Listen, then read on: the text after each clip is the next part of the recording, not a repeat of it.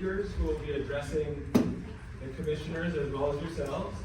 But if at any point you can't hear us, feel free to raise your hand so that we can just get a visual cue and we'll try to adjust accordingly.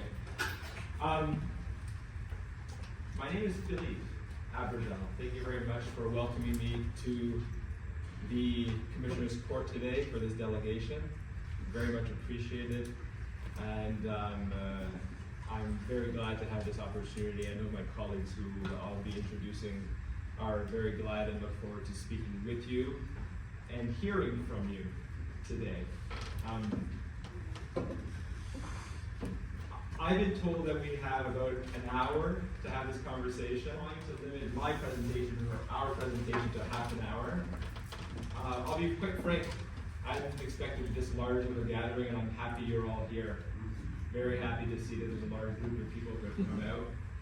And I'm sure that, and I hope very much that this is the first step in the first conversation, dialogue conversation that we're going to have for those of you who have taken time out from your busy days to come and hear us speak about the project that we're proposing. To be honest, I had not expected this many people. I'm glad you're here, and I will make this, I'll be saying this several times over my presentation. This is very much the way I look at this, a conversation that is starting today. And I'm not sure, some people might reproach us and say this is something that's long overdue. This is something that should have started before. And maybe that's fair, but please know that you have someone here, you have a company here, you have an individual who's responsible for a project here, who is more than happy to talk with you, engage with you, and listen to you. And hopefully we'll be able to go back and forth. RES is sort of the company I work for, Renewable Energy Systems. Just to be very clear, we're not asking for anything today. We're not asking for a decision to be made on any points. We're not asking the community to make any decisions today. What we're trying to do is have a conversation and inform you and educate you about what we are proposing, what we would like to develop as a project, and hopefully hear back from you, get the constructive feedback from you, and of course the commissioners, about what you folks think about this project in your community. With that, I'll get on with the presentation. That was my preamble. Thank you very much for welcoming me. I have to say this as well to the commissioners and to the community. I've visited now for a number of times over the past couple of years, and each time everybody has been more than hospitable and welcoming to the guy from the Great White North in Canada. And I want to thank you all. It's what I've experienced here and what I've seen here, it's very touching, and it's nice to see a community that is so tight. I'll leave it at that. So thank you very much for listening to me today. So I'm here to talk about the Black and Gold Energy Storage Project. Again, this is a first presentation. This is not the last. This is the first presentation to the Commissioners Court, and hopefully more conversation with yourselves. Hopefully the clicker works. I'm pointing it the right way. No, I'll use the space bar. So the agenda for today's conversation is a little bit about RES. Secondly, why is RES proposing a battery energy storage system project here? And why are we proposing this project now? BESS is the, you'll hear me use the acronym or abbreviation RES, R-E-S, sometimes I'll call it that as well, is Renewable Energy Systems. That's the name of the company I work for. BESS is another acronym. I think I'm only using a couple acronyms in this presentation. BESS is Battery Energy Storage Systems. We will be getting into that later on. In fact, the next subject is BESS technology and site design. My colleague Sean Top, who's sitting down here, he's an engineer.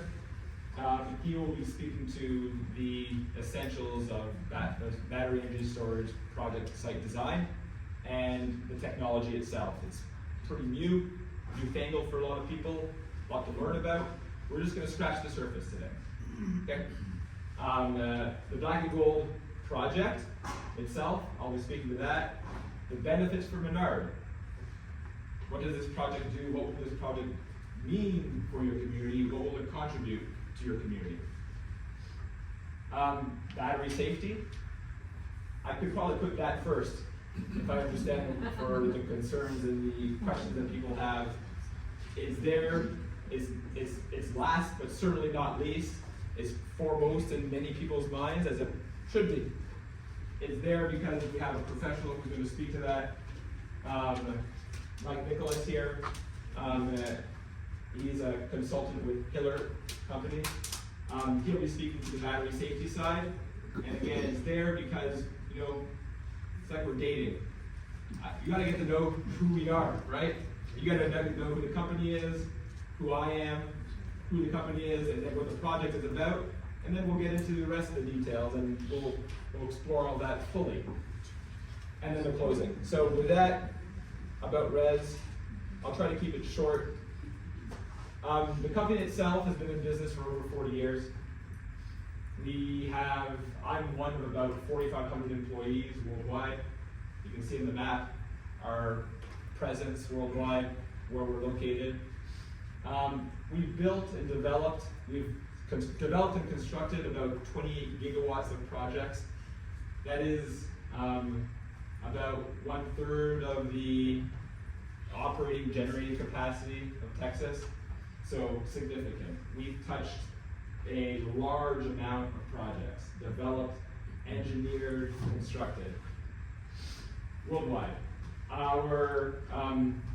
We deal in many technologies, so we develop and construct wind projects, solar projects, energy storage projects, high voltage transmission lines for utilities, and then we also have participated in the green hydrogen economy, but that's not going where we thought it might, so that's pretty quiet.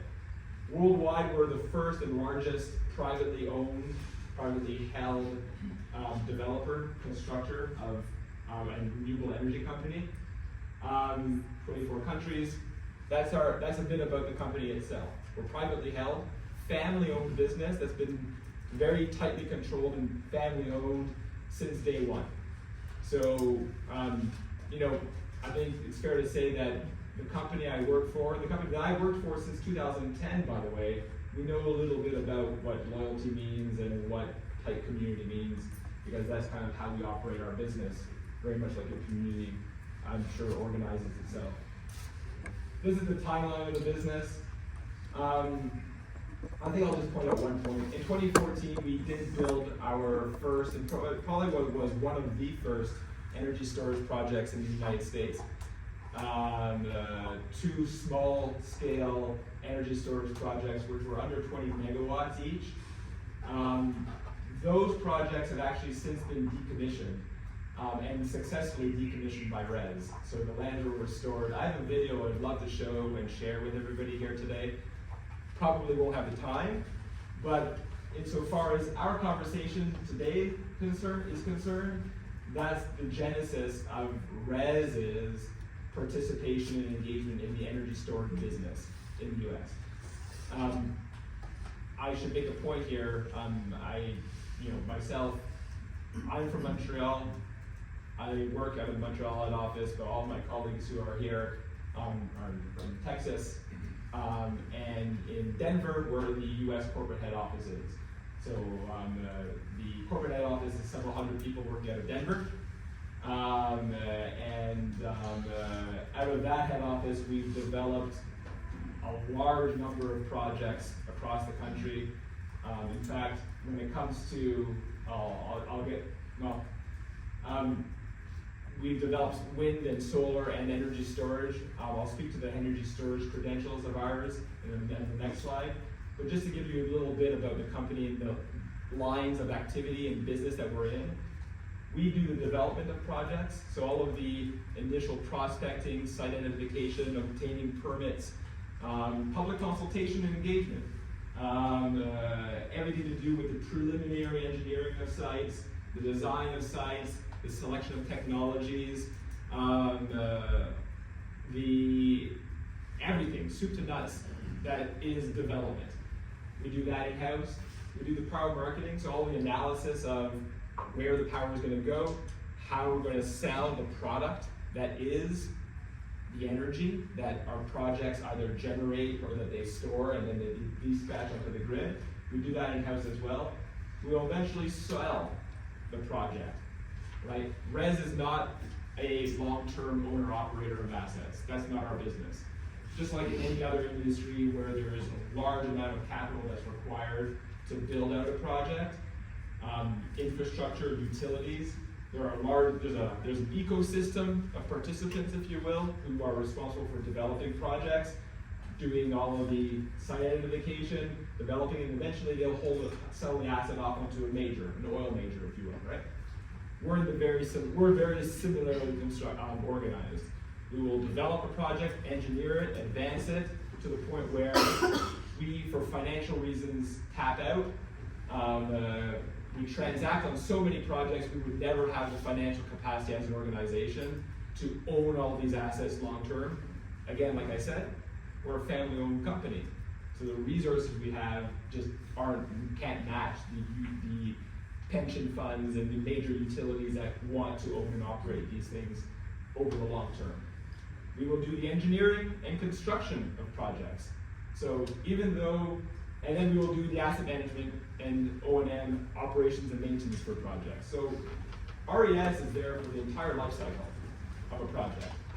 We develop, that's myself, and I'll be leading all of the efforts between development, power marketing, financial close, and at some point there's going to be a transition period between, if this project goes ahead, I should say, if this project goes ahead, there will be a transition period between the development side of the business and the engineering construction side of the business. So my colleague Brian here, he's on the construction side. He won't be speaking today, but he came all the way out from one of his projects that he's been building, and he'll be here to answer questions afterwards, as will all of us, by the way. So that is what we do. Everything soup to nuts around a project's life, including the restoration and decommissioning of projects after it has finished its useful life. So those are the services we provide. The one thing we do not do is own and operate. Well, actually, we do not own, we operate. We have a control center in Denver where we can monitor all the facilities that we are contracted to operate. And we do that with a bunch of sophisticated people with all of the technology that's required, compliant with the codes, FERC codes, very, compliant with federal requirements. So I am just the tip of the iceberg, a very insignificant tip of the iceberg. I just happen to be the guy speaking to you today. I'm represented by I'm backed up with people like this, who are fortunately much more competent than me, and they're experts and professionals that take deep pride in what they do. And once more, we're all motivated by the same values, which is why I've stuck around the company for so long. Those values are really about commitment, integrity, about excellence, about passion. These are things that we bring not just to our jobs, but we like to bring them to our community. So I have to say this, and it pains me to do it, but for those of you who are here and who have probably come here with a preconceived notion about what we're about, what I'm about, what the project is about, I would just ask that maybe, as you have in my public visits to your community, as you've cut me and given me a lot of grace, significant, arms wide open, I'd ask that when you consider this project, and when you consider me when I'm here wearing my jacket, you also give me a little bit of slack, and hopefully we can have this conversation that you deserve. You deserve this conversation, commissioners, public. So that is the company, that's what motivates us. This is our footprint in Texas. When it comes to projects, standalone storage projects only, we've built 19. We built 19 projects, about 1,100, almost 1,200 megawatts of projects are under construction. 1,600 megawatts have been constructed. 2,700 megawatts of capacity alone of standalone storage. Just like the project I'm proposing in Menard County, or we are proposing in Menard County. The other dots on those maps are wind and solar projects, which I know we don't want to talk about today, and we won't. So why BESS? Why battery energy storage projects here? Why now? I thought I'd rely on a quote from the Texas State Controller, who addressed the importance of energy storage to the state. I think that it's a bridge too far for me to get out here with the short amount of time I've already taken up 15 minutes of meetings with my colleagues' time, I don't see myself reasonably taking on the question of how do and why do we pursue BESS in Texas. The state controller's office believes that there's value, the ERCOT believes there's value, and the value is there for a variety of reasons that, again, I won't get into in this presentation. But if we can accept that the state needs energy, the state's energy load is growing exponentially, and that the state of Texas needs new wires, the state of Texas, and I know that's a contentious issue, I won't touch that. The state of Texas needs new cables and new transmission lines. The state of Texas needs new generation. Where is that power going to come from? We are a private company that's trying to respond to that need. We don't set policy. The state of Texas doesn't set policy on energy, where it comes from, right? It doesn't. I come from a place up north where the government says, this is what we're going to do, this is how often we're going to procure the energy, this is the exact kind of energy we're going to procure, and then companies like mine get in line, participate in RFPs, request for proposals, and we bid, and we hope we get selected. The state of Texas operates, fortunately, very differently. There's a market opportunity that's there, there's a need that's there.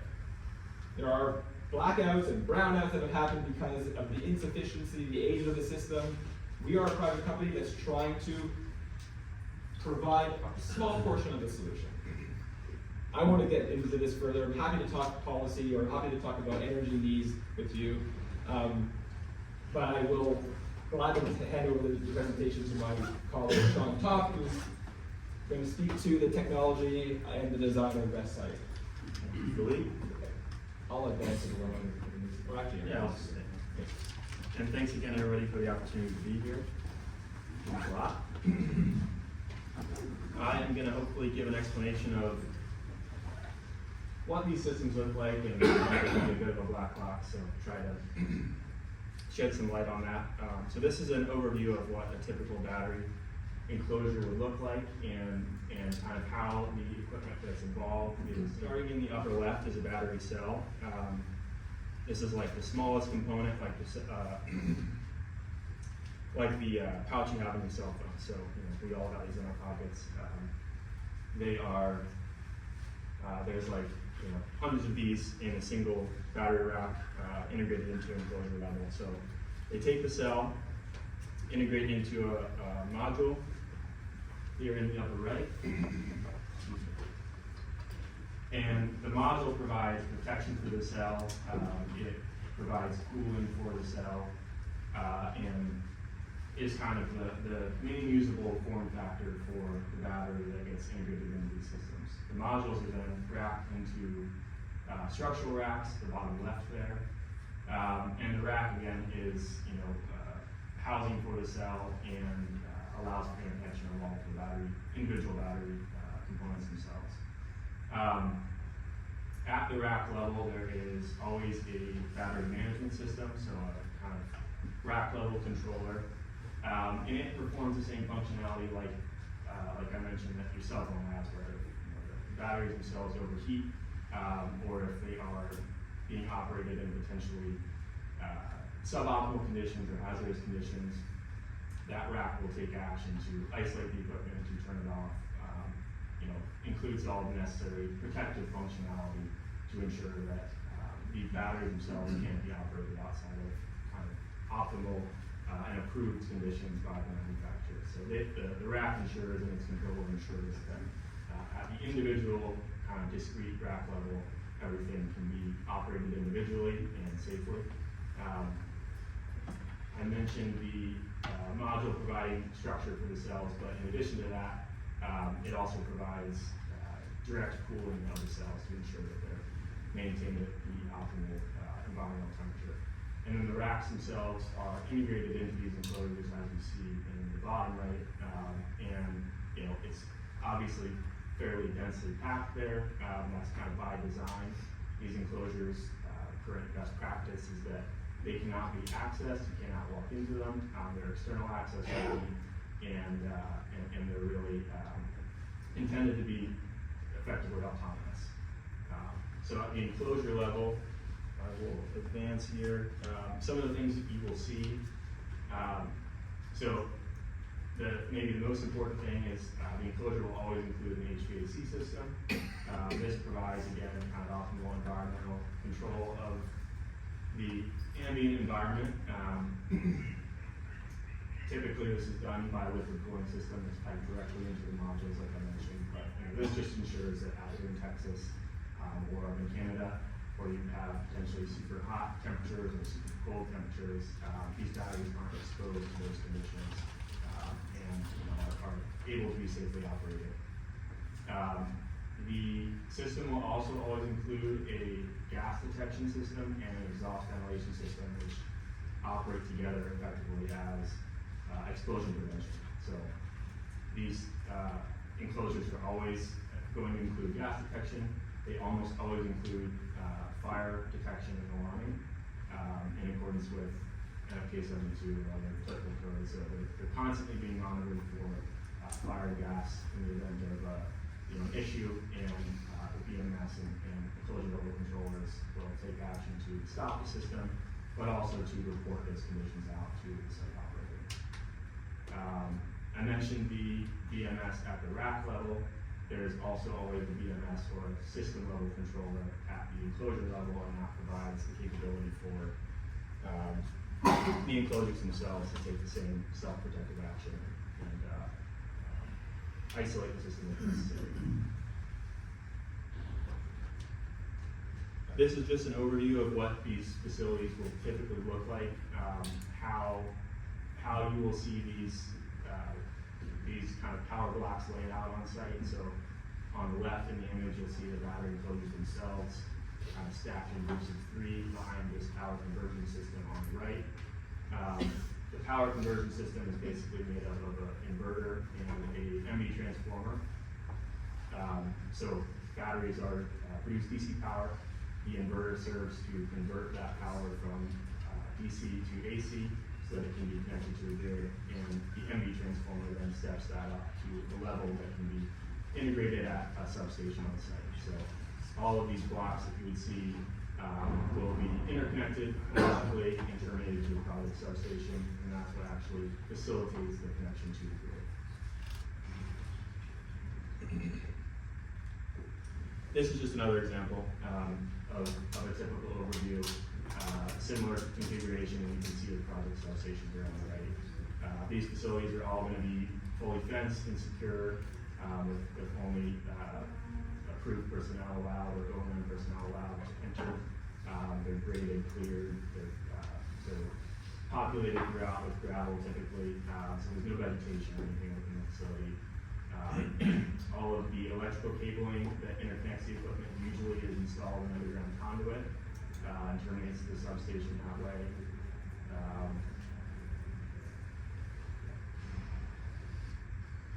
And so I'll speak a little bit to how we kind of approach project design safety and what our design safety commitments are for this project specifically. I think Philippe has mentioned this a couple times, but our intent obviously is to fully engage with the community, with local first responders and key stakeholders to ensure that we're taking your feedback, we're addressing your concerns, and we're incorporating them into the project design. There are a couple ways that will be done.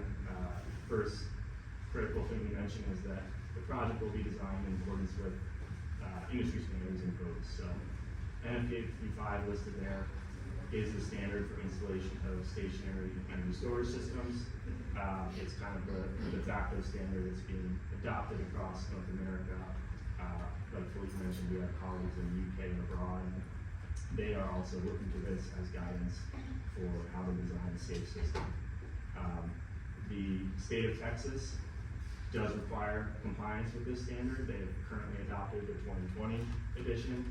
There has been a more recent release in 2026, just in September here. So RES's design approach would be to follow the most recent 2026 edition, because that will include all of the best practices, all of the lessons learned from any instances of failure events we've seen in the past 10 years, and the most stringent fire and safety requirements. So as far as what that means for actually complying with APC 5, couple of key things to mention. All of the equipment used on the site will be listed and certified. There are a handful of tailor-made certifying standards for energy storage systems, UL 9540 being the critical one. We may talk a bit about this in more detail later, but it's effectively a standard that looks at the entire system, ensures that everything has been functionally tested to work together, and is fit for its intended purpose. So, in the same way that you expect a motor vehicle or your microwave or refrigerator to go under rigorous testing like this, these systems are upheld to the same standards. The battery equipment itself will undergo really thorough and rigorous fire and explosion testing. This is an area that's developed pretty dramatically in the last 5 years. So there are two really key standards, and I won't go into too much detail. We can certainly answer questions about them later. But the entire, when you look at the enclosure, for example, there is dedicated testing that mandates at the cell level, the module level, the rack level, and the enclosure level that we initiate a fire in the system, characterize the response, and use that information to determine how best to design the site, what are the proper clearances, and what you really can expect when an instance happens. So the most critical one I'll mention is the large-scale fire testing. That's kind of a recent development in the last couple of years. And that literally means they light a container on fire and installed in the same configuration you'd expect to see on site. They ensure that the full container is on fire, which is kind of the worst case situation that you don't normally see in a laboratory test. And then they say, what happens? Does it respond in accordance with our expectations for the other testing? I mentioned smoke and fire detection. Again, at the enclosure level, typically you'll see this. It's also integrated up at the site level, so there will be a first responder station on site that provides aggregation of all the site fire detection and alarming. It will provide 24/7 remote monitoring to an improved monitoring station, dial out to the fire department if necessary.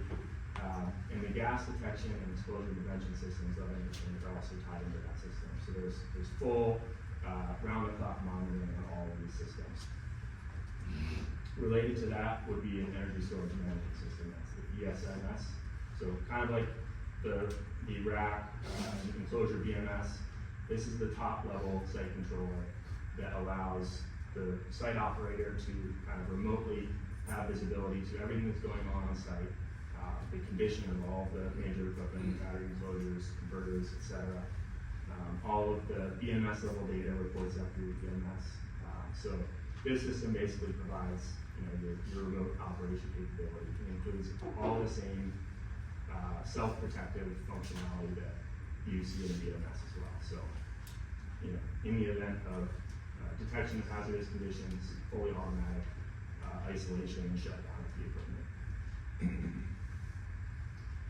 With regards to the water supply, RES currently assumes that we'll provide a permanent water supply for the project for limited firefighting use, and Mike's going to talk a little bit more about what that means and kind of what the best practices are right now. But our assumption is a minimum of 30,000 gallon tank will be provided. That's based on our current standing. We intend to have discussions with first responders and with you all to determine if that's the right approach. If it would be preferable to tie into a local main, for example, and how that's distributed across the site is still to be determined, but that will be provided. And then, I wanted to mention that when these systems are installed, before they can be brought into commercial operation, before they're allowed to fully connect to the grid, they have to undergo really comprehensive testing and commissioning of everything involved. So, the intent there is to ensure that all the systems are designed and installed in accordance with manufacturer requirements. Are you taking questions at this time? We can. How much water do you foresee being used for this project? I will maybe let Mike speak to that a little bit more, but the current kind of best practice is really not to actively fight a fire. So there's a reason for that. Mike's the expert, I'll let him explain it. But the intent is that these enclosures based on the large-scale fire testing, are separated sufficiently that a fire in one enclosure cannot propagate to another. So, in the event of a worst-case fire, the general consensus is you monitor that.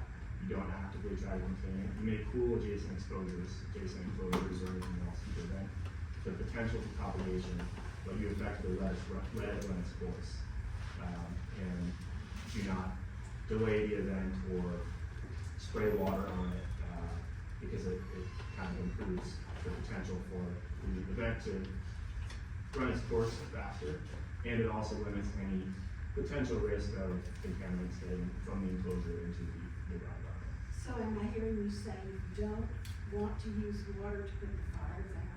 That is the typical best practice. Now, the approach taken for the project that we have agreed on with the community and the first responders, we haven't had those discussions yet. If there's a serious concern about fire, we'd like to have those discussions and come to an agreement on what is the right approach for this project. But the current industry best practice is basically monitor the event, don't let it spread, and let it run its course as fast as possible, and you limit the exposure of the fire to a single unit. At risk of Just one. With regard to monitoring, can you describe your cybersecurity for your SCADA systems? I actually can't. I don't have that expertise, but these SCADA systems are all designed in accordance with NERC requirements. There are pretty strict cybersecurity requirements that I'm aware of. I don't have an answer that's better than that for you, but we can get one and follow up for sure. I will follow up with you. We do have an in-house, we have a team of experts who are responsible for just that, and I think, we wouldn't do you the service and the user getting an answer on that one. Our adversaries are very. Yeah, very much. That leads me to a question, which is, what he's talking about. So our military bases have already removed these from their bases due to cybersecurity issues. The components that y'all are using, are they Chinese components? Are you sourcing your products from China? We haven't made technology selection. For the ones that are in existence today. There will almost certainly be components from China. Just to be fair, we all have Chinese phones. Yeah. But, There will certainly be components from China for sure. But we haven't made technology selection. I would love to field questions all day long, but I understand we're on a really tight rope. So we'll keep you moving. And afterwards, we will be here, answer all questions until the end of the day, and then thereafter. I've only got 3 more points, and I'll turn it over to Mike, and he has a lot more experience on the firefighting aspect, so he can speak to those questions as well. But I wanted to talk on site design and emergency response. Again, at a high level, just Mike will get into some of this. The first thing though is RES will develop a fire risk management plan for the project. This will be tailor-made for this project. It's a preliminary design alignment effort. So, the goal of that is summarize and capture all of the discussions that we've had with the community, and define what our approach for the project is going to be with respect to fire safety. What codes we follow, what our final water supply is, our general approach to emergency response, all of the key functional safety systems. That will inform the initial design. That will ensure we're all aligned on how we proceed. As things progress and we select the equipment, the code requires a hazard mitigation analysis. That is a very thorough effort produced by a licensed fire protection engineer that identifies all the potential hazards associated with the project, addresses and identifies the consequences associated with those hazards if they're not addressed, and also summarizes any mitigations that are included in the system to specifically address them. So it's basically a single source of how has this project been designed with fire and life safety in mind, what systems are in place to address the risks.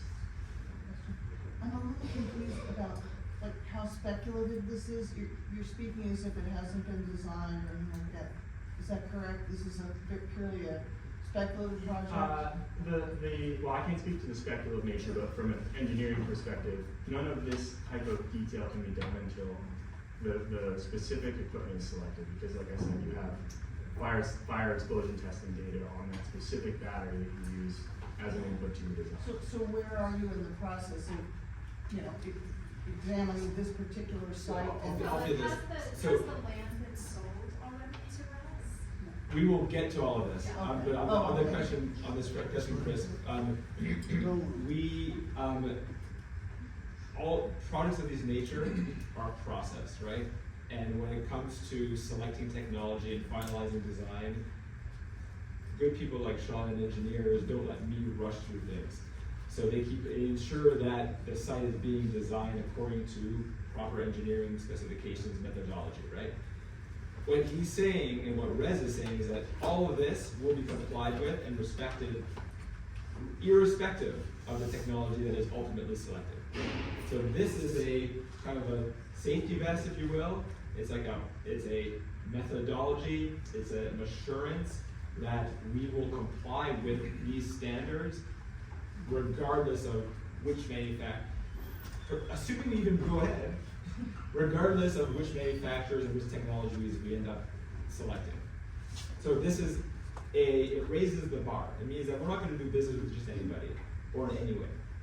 I think that people are just confused on where we all are in the process. We're- Right? It's like, I are you thought we guys? just let them do their deal, and then when they're through, everybody can answer questions. Let them run Yeah, through their and deal. I'll turn it over to Mike. He's got all the critical information on emergency response and first responder coordination, so we'll let him. This is me.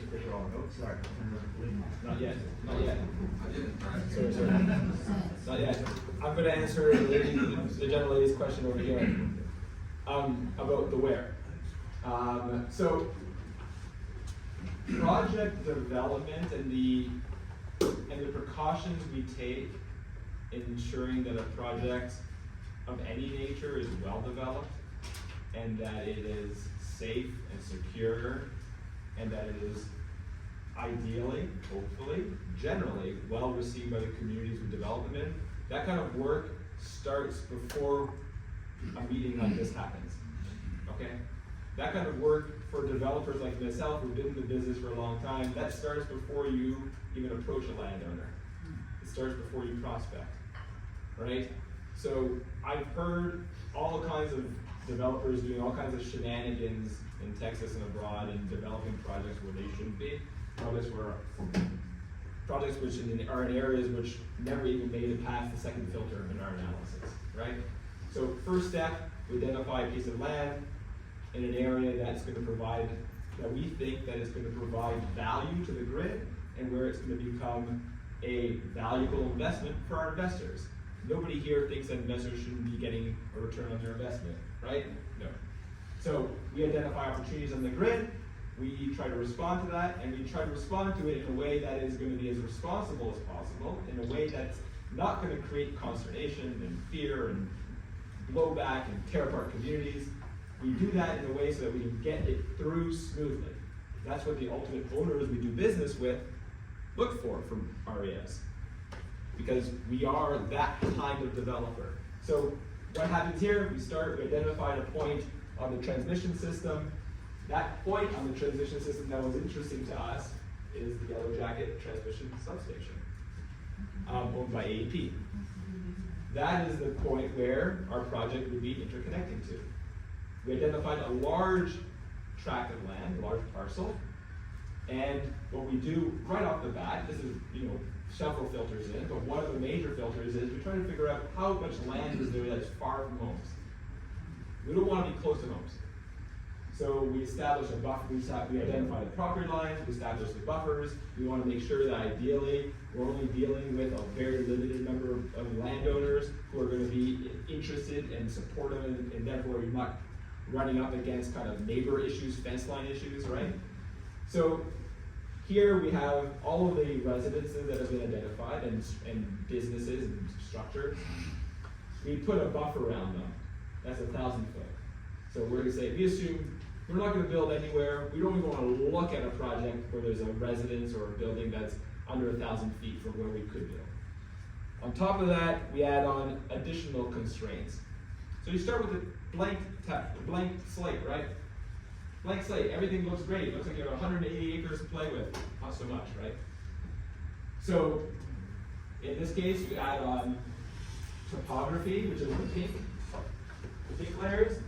This is the elevation. The blue is rightfully water and hydrology mapping.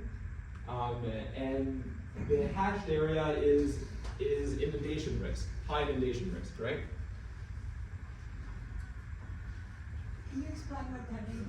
Inundation is flood risk. Oh, okay. Flood risk. So areas that are at flood risk, and by flood risk we're talking about FEMA flood risk, 1 in 100 year. I should be very clear on this. Forgive me, folks. 1 in 100 year flood events. Those areas are likely going to be over X number of inches of submerged under X number of inches of water, right? You wouldn't want to build a house there. You wouldn't be allowed to build a house there anymore. You couldn't be insured to build a house there anymore. In our case, we obviously don't want to build a facility that's going to cost $100 million plus in that area. We wouldn't be allowed to. We couldn't get financing to do that. So we avoid areas where there's water risk. We avoid areas where there's lots of topography and kind of elevation that would cause it really a lot of work and cost in grading the land. It would also be, really kind of unfortunate to scar the land unnecessarily for a project. We try to avoid that. So we avoid the wet areas and the sloping areas. And then we get to an area where we think a project could be built. And the project could be built in those areas what we call the buildable zone, the buildable area. That's the green area. That's all that's left of a 180 acre parcel, right? That's all that's left. Not very much. And so we identified an area that was as far as possible from residences, as far as possible from neighboring properties, as far as possible from flood risk. And, like all things in life, you're trying your best to make sure that you manage the risks with the benefits, risk and rewards. And in this case, we came to from my experience and from all the projects I've worked on and seen, this is, up there amongst the kind of best located kind of sites. Some of you might disagree. There's a confrontation to be had, of course, right? But this is our proposed project location. We're advancing with engineering at this point, so we're at mid-late stage engineering to kind of design the facility that would go in that location. And that location would then interconnect with the substation here. Okay?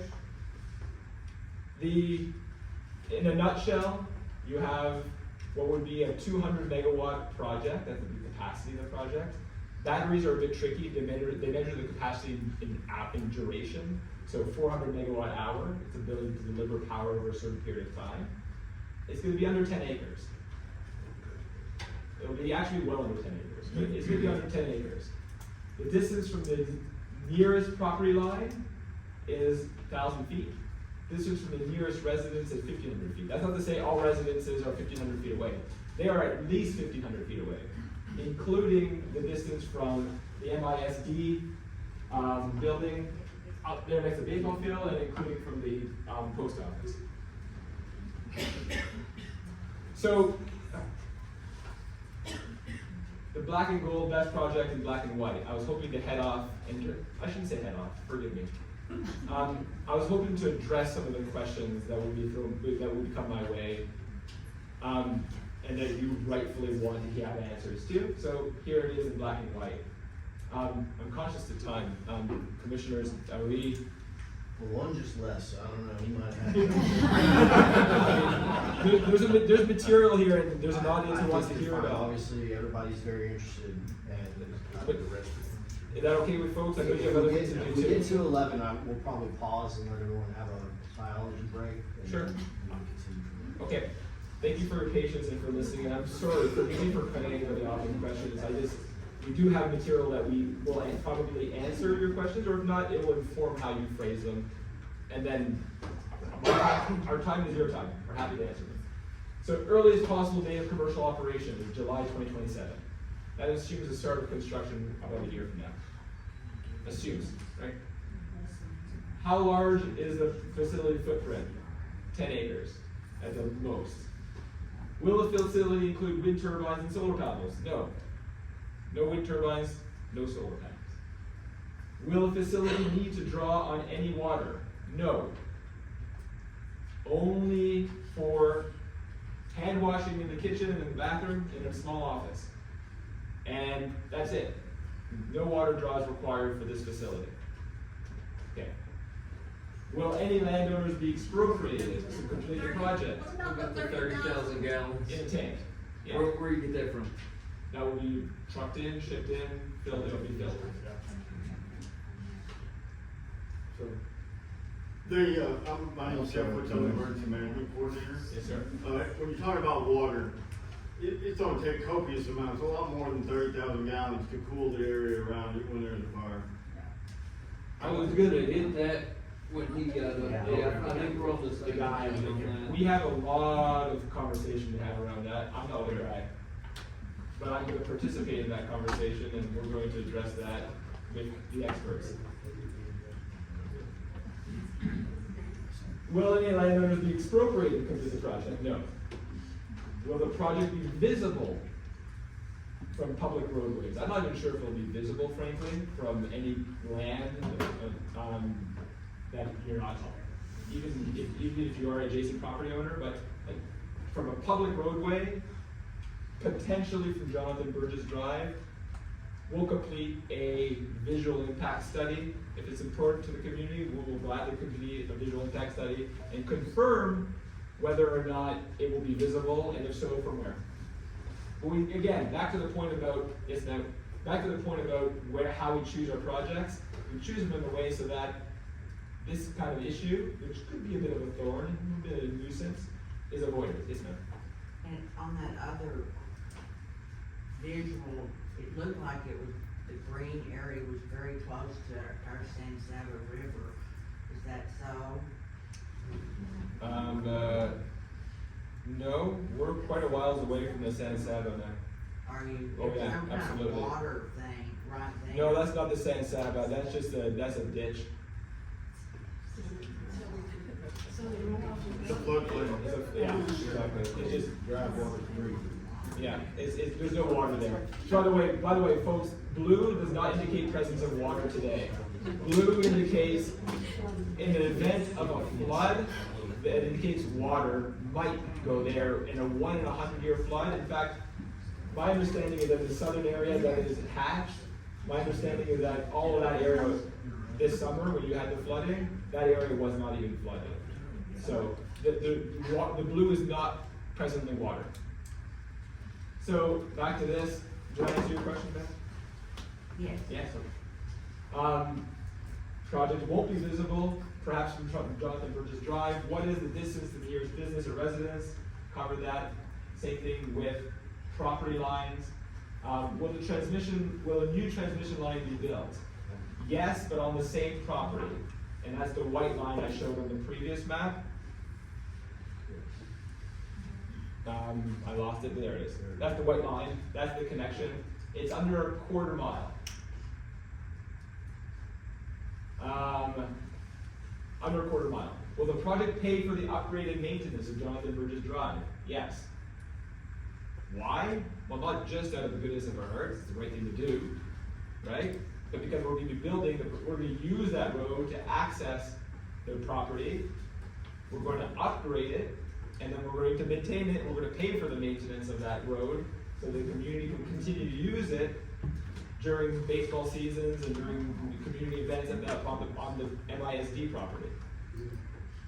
It's the right thing to do. Will the facility be fully decommissioned and the lands restored to their original condition at the end of the project life? Yes. When is the end of the project life? 20 years. It's a 20-year project. It could be restored, right? And repowered, as we call it in the Indian industry. But right now, we are financing and building it on assuming that it's going to be a 20-year project life. It's going to be there, in a few years, people won't even know it's there, just like the substation, people don't even know it's there. We know it's there. So, but we're all grateful for it. Right? So, it will be decommissioned, and we're committed to decommissioning it. And we, in fact, we were committed to decommissioning it before the state HB 2809 was adopted, right? So, and I can say I would love to click on that video, but we don't have the time. But we did decommission one of the first storage projects in the US. And over 90% of the materials were recycled. Before and after pictures are incredible. It went from a site, which was just like the site that Sean was showing earlier, to a site which was preceded, everything was removed. Back to its natural, original condition. So you're Right? gonna put the trees back and all that? Right now, Yes, no? if that's a condition for people, and that's what the landowner wants, man, we'll do that. No problem. We'll plant the ski trees. Sure. Yes, ma'am. What about landowner expropriation? We will- Can you explain that? In that we will only enter into consenting agreements with landowners. We have no capacity, power to hold somebody over a barrel and force them into an agreement with us. We wouldn't need to. There's only one landowner that is involved in this property, Have you already got some? Who will own We it? already have the permission required. Yes, ma'am. Who's gonna own this land? Who's going to own the land? The project would. Res? The project would. Res The will own project would own the land. So as I said before, Res does not own projects long term. So the rights to the land, Who owns it? Who owns it? who owns the land right now? No, who's going to own the land? The project. So the project has a legal entity, right? And ultimately the owner of that legal entity, so the owner of the facility itself, the entity that owns the $100 million what have you facility, they're going to own it. But who's the entity? We haven't determined that yet. No. Okay. Will it be a US owned entity? I can't say. Probably not. No, that's not true. Most of the projects that we don't know yet.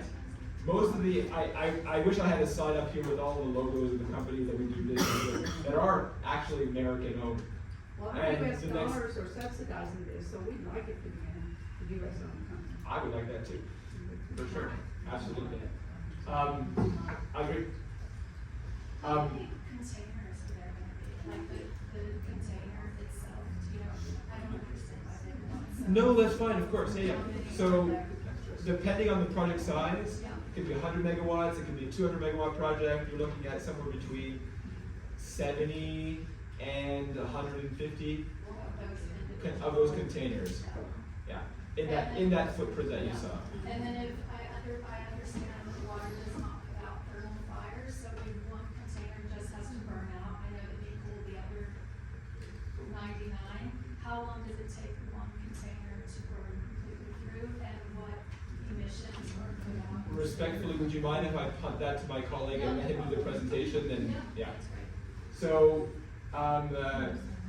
will the project pay for required training and essential equipment required by the Menard Volunteer Fire Department? Yes, and much more than that. We need to have a conversation, or actually we're having a conversation with the Volunteer Fire Department later on, and this is a conversation and it's a discussion. So we're aware of the sensitivity. I'm very much aware of the sensitivity of this issue, of course, as it should be. It should be first on the agenda here, but I have to introduce myself. But this is something that we will give the right amount of attention. And I'm sure that your volunteer fire department and your commissioners who are charged with being responsible for these matters, they're going to hold us responsible to the highest standards. So I'm not the guy who should be speaking to this issue, but I trust in the experts that work on my side to work with the experts who represent you folks, and that we will come to the right solution that works for you because that's how it has to work for, it has to work for you. And we will come to the solution, we can come to the solution, we're willing to do that and engage to get there. So I hope that it doesn't seem like I'm giving your question them short shrift. No, it's okay. It deserves attention, we'll give it the proper attention in the right context when we can have the right minds at the table and enough time to do I it. think there's just a lot of people that Yeah. are lost in the process and don't understand, and I Yeah. know Biloxi County, as all the commissioners are against it, there's a FIBESS.org website that gives a lot of information on all this, and I think having the opportunity to ask questions is a great thing for I couldn't agree more. Yeah, So- so thank you for this forum, so that we can start that. The bare minimum. It is. Will Res complete and publish a noise impact analysis? Yes. Approximately what time frame? Can you do this prior to construction? Oh, of course. Oh, yeah. Oh, that goes without saying. This is normal business for us. We're not successful operating in the dark, folks. And But understand, I'm just asking approximate time frame when the public will know the audio impact. yeah, we can do that in a couple months' time. Yeah. So we should know that before the first of the year. Yeah. That's Absolutely, yes, sir, I'll take that.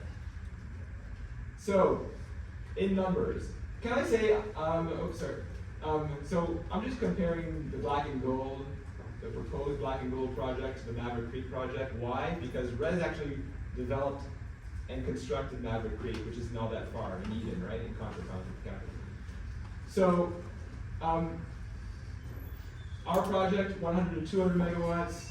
Their project, or that project, was almost 500 megawatts, so approximately 2-3 times more.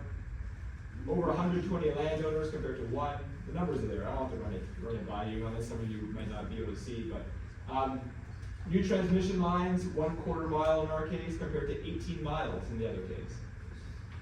New upgraded road, 1 mile in our case of new roads, 41 miles of new and upgraded roads in the case of the Menard Creek project. The project area, under 10 acres for us, for black and gold. And when I say us, I hope I mean us collectively. I want this to be a community project, right? It's called black and gold for a reason. The footprint will be under 10 acres. Compared to Maverick Creek, of course, 58,000 acres doesn't represent the turbine, it's the broader area around all the turbines, but that's the size of that project. The project cost, our project will cost between $80 and $150 million. The Maverick Creek project cost almost $500 million to build. Employment opportunities, not a lot to sing about here, but it's something, right? It's something. Construction, 60 jobs during construction at peak, perhaps even more than that. In the operations term, 2 to 3 jobs. Full-time jobs in Menard, right? That would be required to maintain this facility. Good paying jobs. Did you hire Menard people before you get your own people in? Let's get. That's the idea. It should be. It should be, as long as someone's qualified to read to, as long as. Do you send a crew out to build the thing? Yes, we do. Yeah, but we'll hire locally, anybody who's competent, who has skills, and who has the machinery or whatever it is. If you're able to apply, we always come down and do hiring. Isn't that considered temporary work? The construction is, yes, it's gonna last maybe about a year. But during the lifetime of the project, it's about 2 to 3 jobs. Would I like it to be more? For sure, but it's something, right? And let me just point you this. I found this really heartening. In 2020, Eden Echo wrote, hang in there, Concho, the future is looking very bright and prosperous. They saw the benefits at the time of that project. I'm sure it was divisive. I'm not saying it wasn't. I know that. I've been developing wind and solar since 2005, okay? But there is a community here that managed to weigh the pros and the cons, and they came out looking at this saying, you know what, this is something that's good for us. And on Friday, I hate to bring up football, maybe it's a good thing, you guys are champs, right? Congratulations. on Friday, I was out at Eden, and I was out cheering on, I like to say our boys, your boys, and I saw the logo of Res on the football scoreboard, and I thought, that's pretty nice. The company I work for contributed to that. And I know, I'm not minimizing things, ladies and gentlemen. There are people who are pissed off about the project. There are people who might not appreciate it. But you know what? Net positive, it sounds like. The newspaper certainly thought so. And the kids on the football field who were playing there, they thought it was pretty good too. So, all to say is that this project is much smaller in terms of scale.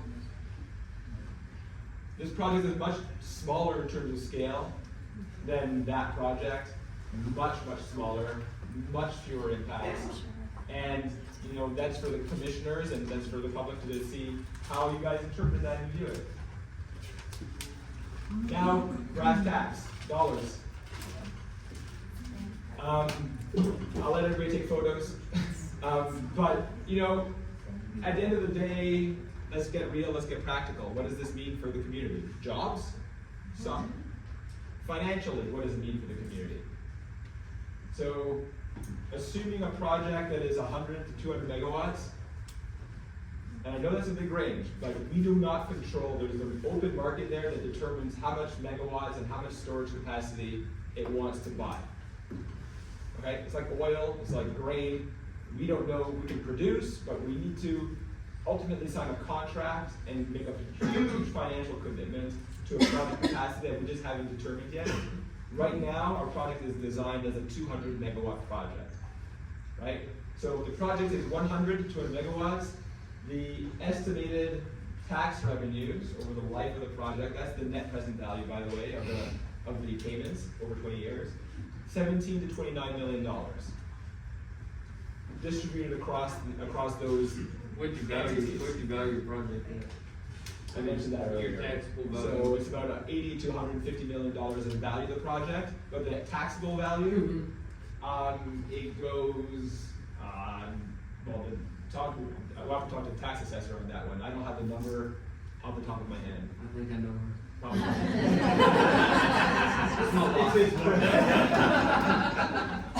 So, I don't have the taxable assessed value on the top of my fingers, but these numbers were derived from the tax rates that were confirmed with the assessor's office. Okay? So, those are the numbers. And with that, we'll get to the most important item of the conversation, I think. Sorry, is there a question? There's probably a lot of questions. If it's okay, could we hold it until after and give Mike the chance to address what I think most people really want to hear about? Thank you. All right, now, Commissioner, I thought you mentioned the biology break at 11. Let's just power through. If anybody needs to jump out, Okay. feel free.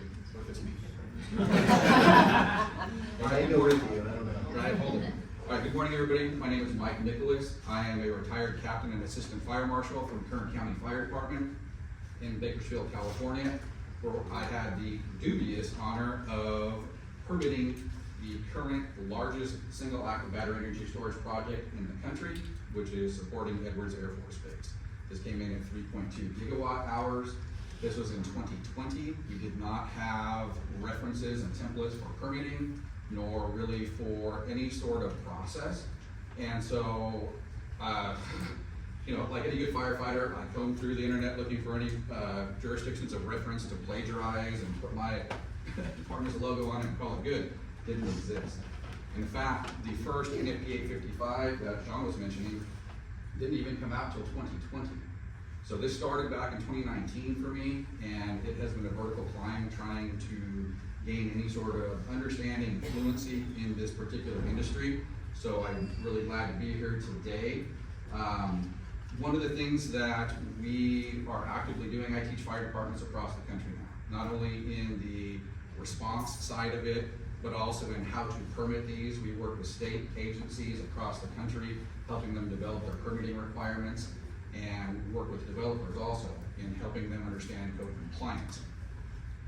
The number of codes that are impacting this particular type of project Now, our submission guideline package in Kern County is 32 pages of relevant codes and standards. So there is a lot of information to be able to digest.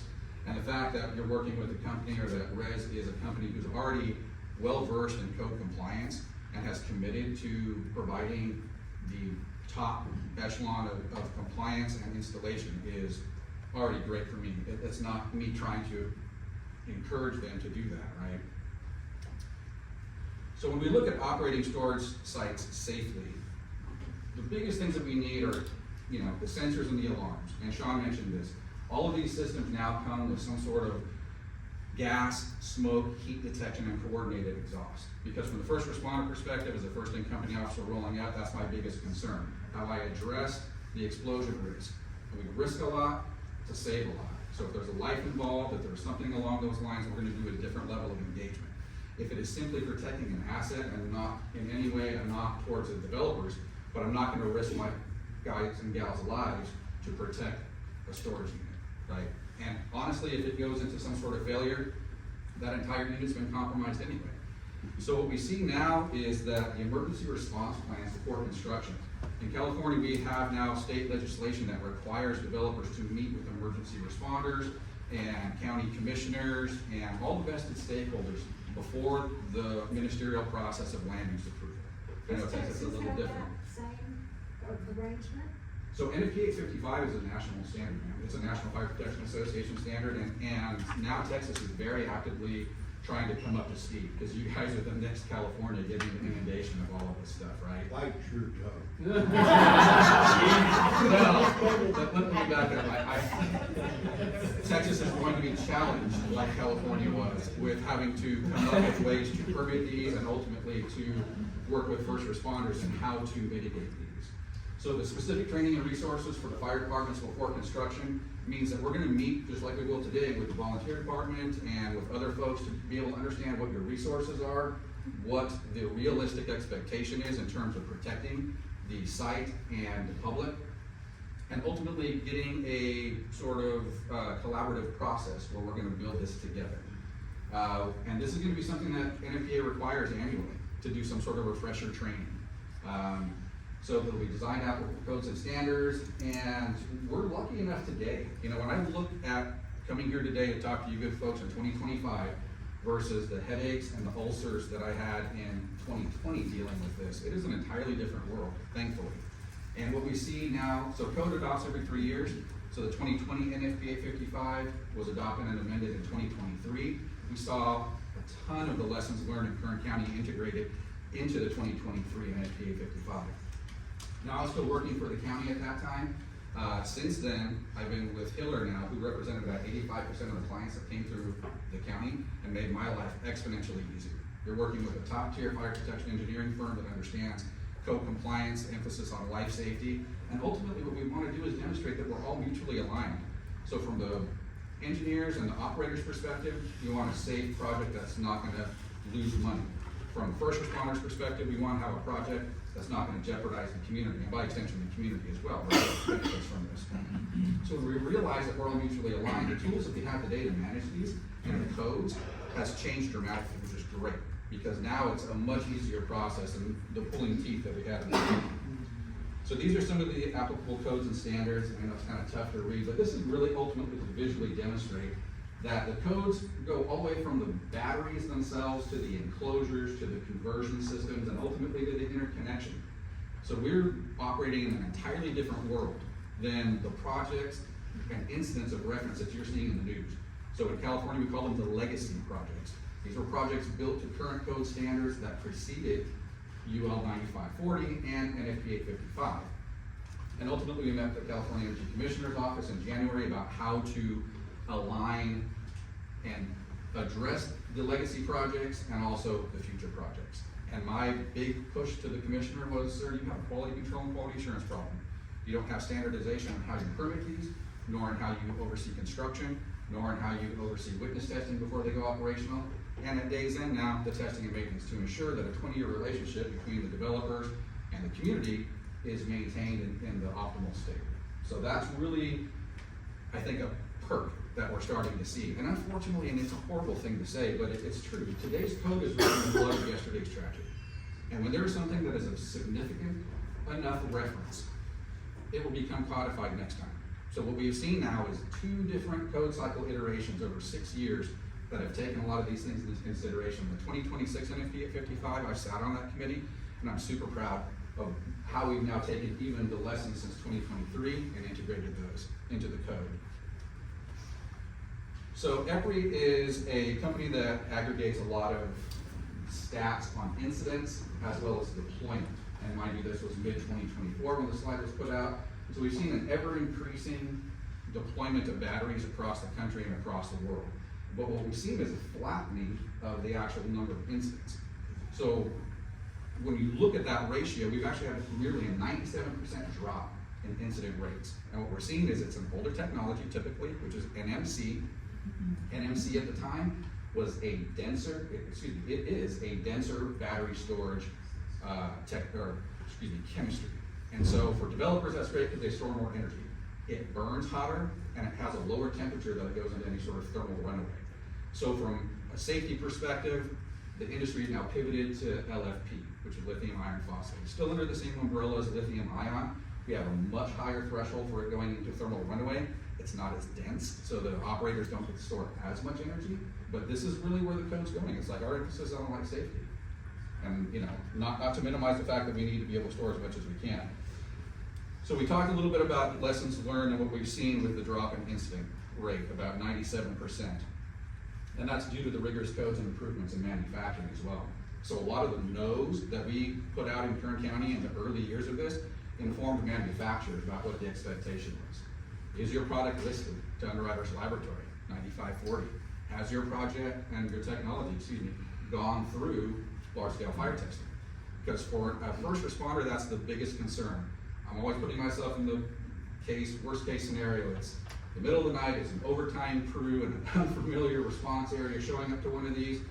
They have no idea. They're facing a yard full of thousands. And mind you, I have in the tens of thousands of enclosures in my former jurisdiction. And so am I facing a conflagration in the entire BESS yard? That's gonna be my bigger concern, right? And so when we start looking at code and regulations for these large-scale fire tests, that is a replicative layout of the actual distances between the enclosures. That entire test is predicated on demonstrating it won't propagate beyond the enclosure of origin. So to your point earlier about water, we are not advocating putting water on these enclosures, especially the outdoor enclosure style deployment, because we're delaying the inevitable. That entire enclosure has been compromised. Ultimately, it's gonna have stranded energy. So the energy management systems can disconnect it from the grid, so we're not charging and pulling energy from the grid, so now it's kind of orphaned, but it's got stored energy. So the fire actually helps to consume the energy, it helps to burn off some of the toxins associated with the plastics and polymers. So when we go through these large-scale fire tests and the UL 9540 test, they test the cell, they test the module, which now is housing plastic, and then they test it at a rack level and a unit level. So what we're seeing, and my boss has a great saying, he goes, are the batteries the victim or the villain? So when we look at the batteries and that destructive testing, prior to having plastics around them and being in polymers and enclosures and all of our favorite little things that are in our cars and homes, we don't see the toxic profiles. So what we really see now, and this is an opportunity to help re-educate and change the narratives that a lot of the scare tactics about this particular industry and technology have been kind of running amok. And we now have some reputable data from the federal EPA, from a lot of government agencies in the state of California on these large incidents of reference where they've been doing the monitoring from the government side, which is great because when the industry was doing it, there were accusations that the results were skewed in favor of the industry, which is not the case. So now we have the federal EPA who certainly doesn't have any skin in the game in advocating for the industry. And what we're finding is there's no off-site consequences for water nor for air sampling, which is great. So what we start seeing, and which is kind of frightening, because as a first responder, I've showed up to countless structure fires in neighborhoods, and everybody's outside eating the popcorn, having their drinks, watching the evening entertainment as the firefighters put this house out. Well, your house toxic profile is actually worse than our batteries. And I know what's in my garage: pesticides, fertilizers, ammunition, paints, insulation, carpet, upholstery. All of these things create, rather toxic profiles. So what we're starting to see is that the bigger concern for site placement now is about informing the planning commission and the public about the safety of these particular projects and the lack of offsite consequences. So in Kern County, what we set up, and again, this is in 2020, we didn't have the luxury of saying that this was a specific technology that we could set up our standard for, but we set up a technology agnostic setback for our incident command post, which is where we were gonna stage our incoming equipment. All of our public agency reps we'd be hooked up with at the site. Nobody's in personal protective equipment. No breathing apparatus, no turnouts required if we're 300 feet away. So when we look at a project that has distances to sensitive receptor sites of 1,500 feet or of 1,000 feet, this is golden. This site is, and to Philippe's point, this site is very well placed in terms of proximity to the substation and the lack of sensitive receptor sites in close proximity. So that's great. And what we're starting to see now, we want to protect the adjacent exposures. So Sean talked a little bit about the emergency management systems. So when we show up on scene, I want to connect with an agency rep as soon as I can at our incident command post, because they're going to have optics out of their battery management system that are going to tell us what's going on in the adjacent enclosures. So my first thought, and what we'll train the firefighters to do, is that enclosure of origin where the fire is, that's our bigger concern at the moment. I teach there are 2 safe states of batteries, normally operational or on fire, because we've moved through the gray area of any explosive risk. And that's our bigger concern. Once it's on fire, this thing is going to consume itself. So we're monitoring adjacent enclosures. And for context, thermal runaway starts at 200 C, 200 Celsius. So when we start looking at adjacent enclosures, they have to get extremely hot for there ever to be the need to even place water on them. And we usually will cool in the aisle between the enclosures. Now a fog pattern, spray for a few minutes at a time, try and absorb some of that heat that's radiating off of the enclosure of origin. We don't even want to put water directly on the adjacent enclosures because their outdoor rating isn't really designed for the speed and pressure of a fire hose coming at it horizontally. So in that regard, we're not really going to have contaminated water because we're not going to be placing it on anything on fire, which is great. So that starts to work, that quells some of the concerns about not only commitment of resources on scene for your first responders, duration of the incident is quicker when it's allowed to burn out. So we treat them like an electrical hazmat where we isolate and deny entry, identify the hazard, and we set up exclusion zones so that nobody goes in or out without some sort of personal accountability. And from that point, we really are looking eventually to be able to turn this back over to the community and to the operators, even without the commitment of our first responders. So we had incidents in Kern where we were out there for a few hours, started to stabilize, we weren't seeing anything increasing, and then we were able to turn it back over to the site with proper guidance and fire watch and so forth guidelines. So, when we're dealing with fire departments, and this is a big lesson for me too. I came from that state way out there, close to the ocean on the west, and we have a disproportionate number of professional firefighter, departments that are paid. My department has 60 engines. We have probably 750 paid personnel. And I come out throughout the rest of the country and I'm teaching a volunteer fire department with 1 engine. And it's the guy at the hardware store and your plumber and a farmer that have pagers that are gonna go respond to one of these things. How do I create a one-size-fits-all approach? But we do have ways to work with them, not only on the response side, but also on the testing and maintenance side to make sure that you get this assurance that the project will be operationally ready in year 5, 7, 10, 15, and 20 as it was in year 1. So more lessons learned. Talked a bit about the first arriving company officers and having site contact information at the entrance. The site will have direct access to a subject matter expert by phone for the first responders to immediately be able to have some sort of context. The site rep can provide some of the diagnostics in the uninvolved enclosure, which is great. And then they have the ability to remotely disconnect the site from the grid to ensure optimal life safety. These are some stats, and we can get into them if you want. These are some of the air quality sampling that took place in New York, California, and in a lot of the different areas that had some of the early incidents of reference. And the air quality testing showed no hazards to human health, even up to 10 to 15 feet away, depending. And so when we talk about offsite consequences where you have a setback of 100 feet, 200 feet, 300 feet, 1,500 feet, this makes our lives a lot easier as first responders. Is wind factored into that? Sure, but when we start looking at the real toxic constituents of concern, they're hydrogenated. hydrogen fluoride, hydrogen cyanide, right? These are the things that people stick in their mind that this is their big concern. Hydrogen is racing to the moon when it's released to the environment at 45 miles an hour because of vapor density. The horizontal spread of that is negligible, like feet. So when we look at, as a first responder, I put my 5-gas meter on, my turnouts, and the horizontal toxin, if you want to call it that, is carbon monoxide. That's what's going to travel horizontally the furthest. So when we walk in in full gear, SCBA turnouts, have our gas meters on, and we approach the incident from a distance, when that carbon monoxide meter ticks at a level, we know that's the edge of our exclusion zone. People don't go in past that without the turnouts on. And really, we're not putting any life in proximity to that enclosure. Our entire goal is to manage this, observe, and contain it. There's not been a real-world battery event that showed hazardous levels of emissions. All fires create emissions that shouldn't be breathed, and we're all aware of that, including house fires and commercial buildings.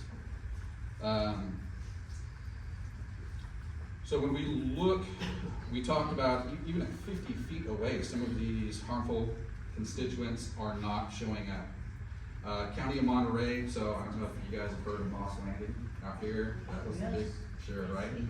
Big fire, 300 megawatts. So just to put this in a little bit of a framework for you, it was a repurposed former power plant.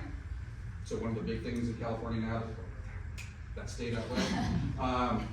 You can say it, just don't compare it. Oh, all right, I can do that, never again, sir.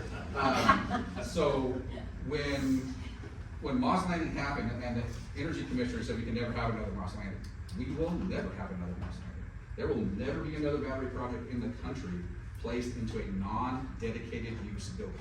A building built with that intent and with those parameters for safe operation. So at Moss Landing, it was about 300 megawatts, and I know it's hard to quantify in megawatts, but this is more of a ratio thing for you guys. So at 80% of that project becoming involved in a fire, about 240 megawatts.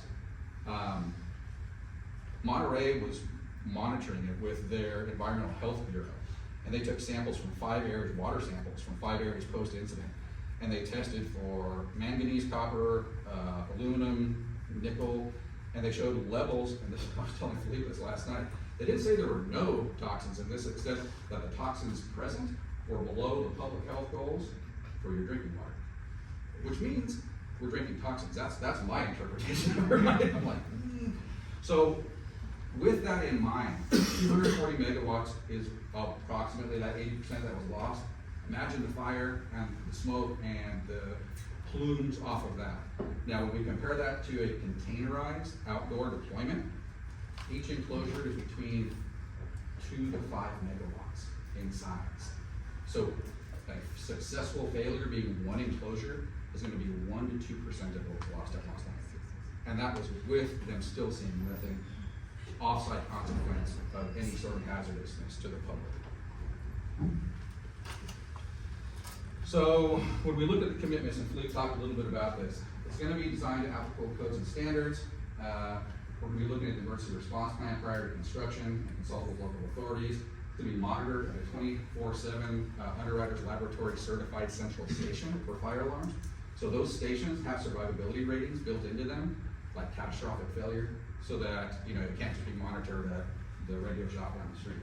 We want this at a central station, because then that central station communicates with the fire dispatch.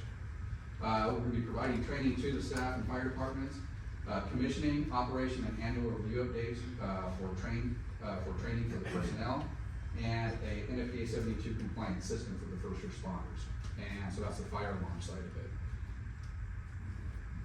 So I am fully anticipating lots of questions, and I'm excited for the opportunity to be able to offer you an honest reflection and hopefully a restoring of the narratives that we've all been given. And after 27 years in the fire service as a first responder, I still have the same goals. I'm protecting my brothers and sisters in the service, and I'm still protecting the public, and I'm protecting the developers. So nothing has changed in my particular goal and in my job duties in that side. I'm now representing industry side. This is still my opportunity to come and show you that life safety is our bigger concern above all else. So thank you for the opportunity to be here, and I'm ready for the questions. Is this the question and answer session, or just regarding the safety? Well, I think it's gonna be open to all of it. Oh, okay. The team here as well is happy to answer any questions. We still have the floor and we still have the time from the commissioners, so, and if not, you have regular business to take care of, commissioners, so if you would like us to take it outside or find another location, we can do that. You can use this space as long as you need to. I think we want to hear the Okay, responses. so then. What kind of equipment do we need on site if one does catch fire? So for, emergency mitigation, so typically you're seeing a single fire engine, right? Because you're not gonna be actively deploying water for suppressive purposes. And in the 2026 NFPA, we've taken suppression out of the code. It's a misnomer. Nothing suppresses these fires. And in all honesty, that's some of the issue that we have as the regulating agencies, is that people come with new fandangle approaches. Oh, this thing is, we're gonna put liquid Novec directly into the module. And it's like, oh my God. It's creating more problems for us, testing and maintenance, operationally overseeing it. So we're back to the same fundamental thing that's been tried and true. Early detection, coordinated exhaust, water for cooling adjacent exposures if needed. So single fire engine, personnel on the scene for a few hours until the incident begins to stabilize. And then ultimately, we're not gonna be looking at needing to deploy water. Hopefully, that would be the goal. You're gonna be able to maintain it for a few hours without water? Yes, sir. The water. So the intent is to allow the enclosure involved to consume itself. Sure. So at day's end, really what we're waiting for it to do is burn off the stranded energy, to burn off anything. I mean, it's not really a combustible construction, so you're looking at electronics, plastics, polymers, and various circuitry. So the duration of the incident, and somebody asked that earlier, and I forget who it was, how long were these going to last?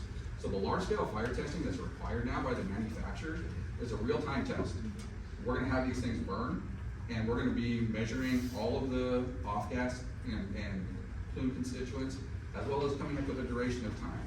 And we're seeing most of these peak at around 4 to 6 hours, starting to stabilize and then starting to wind down. Post-fire toxicity. Once it's burned out, it's calm, it's cool, humans can access it. We have detritus and debris of varying levels of toxicity at that site. Fortunately, as you explained, off-site not so much, on-site most definitely will be there. Whose responsibility to remove that? How long does that toxicity remain in the remaining soil? And where is it to be disposed of?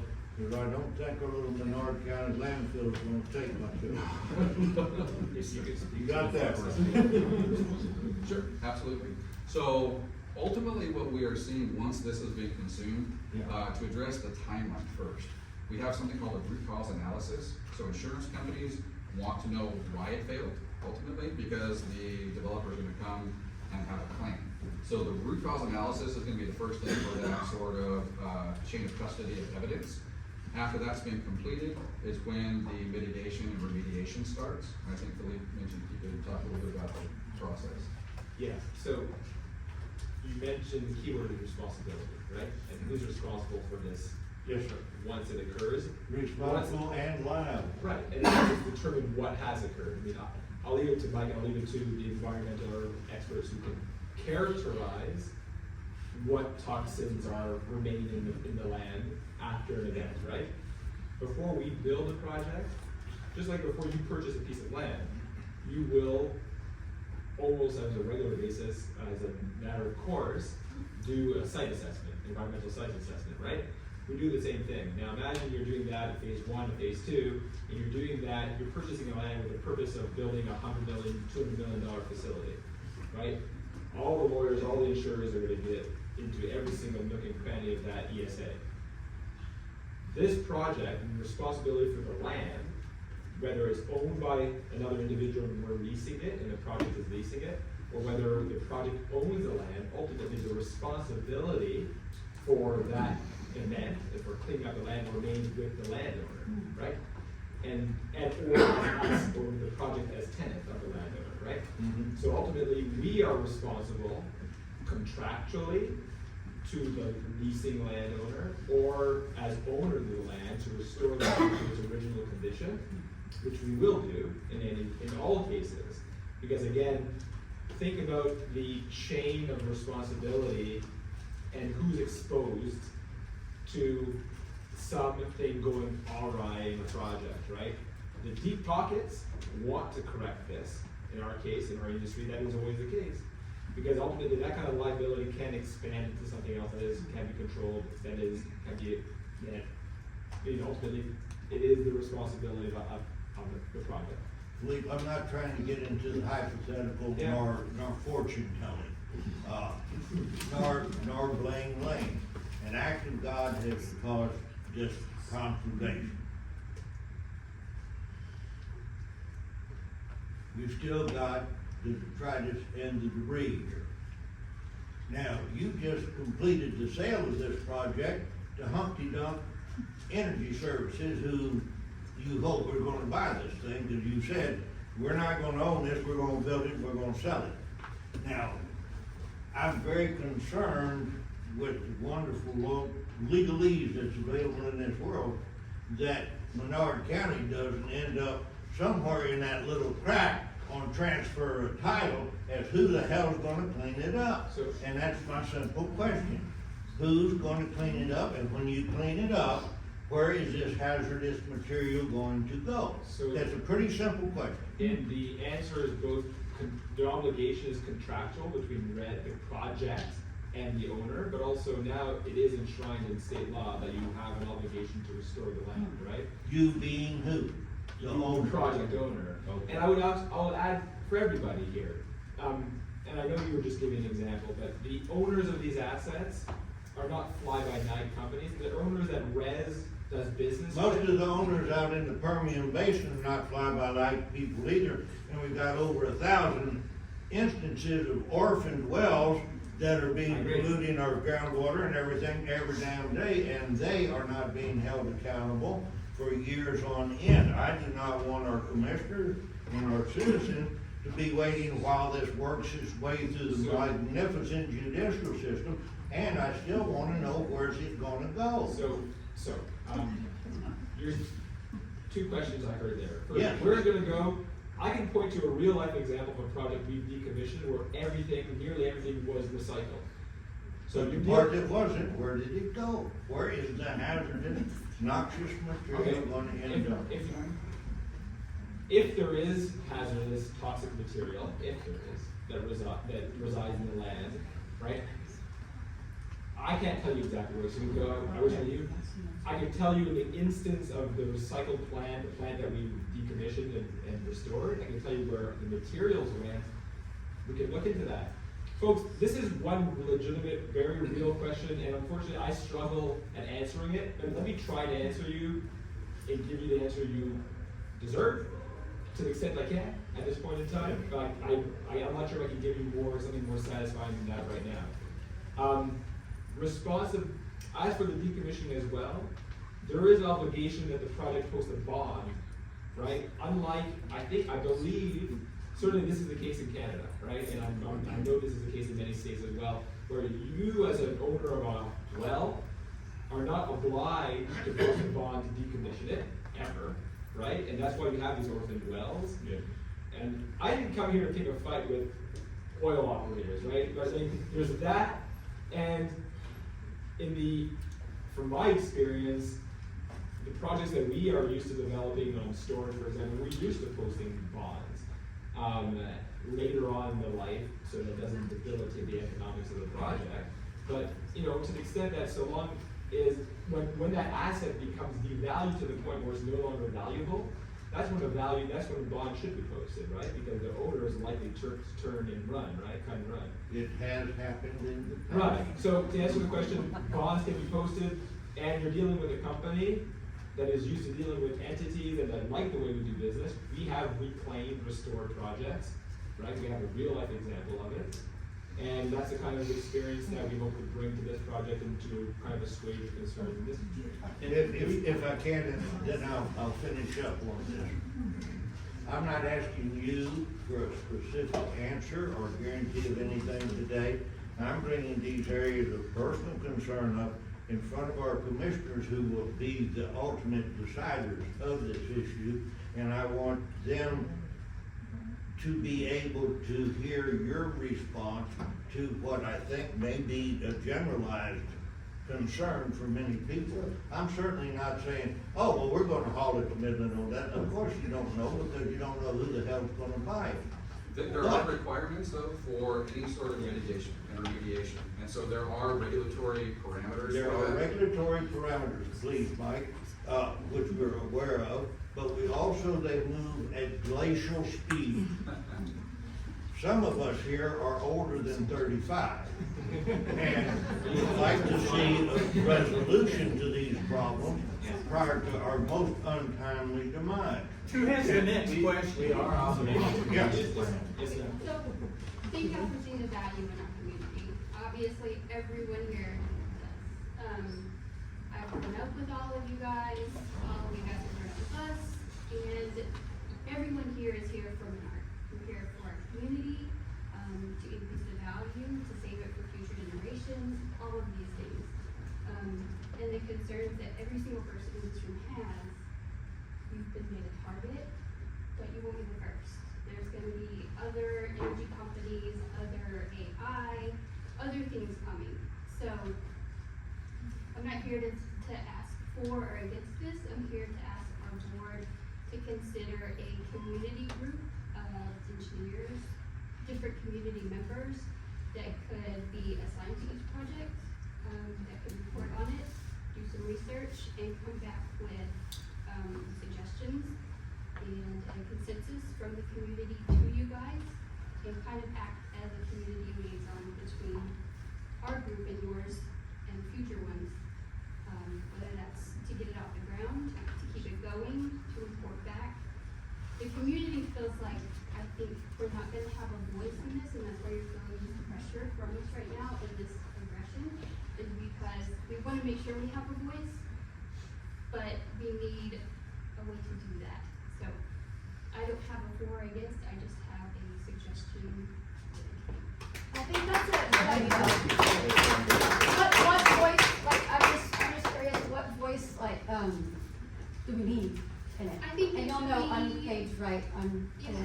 I think it should be, a selection by maybe the elected officials of, we have amazing groups in the community, engineers, we have newspapers. Right. Are you- We have, I'm talking about having people, and I don't know how we would elect these people or choose these people, maybe 5 or 6 different people that could go into the community, receive feedback and questions from every single person, and they should all be heard and they should all be addressed.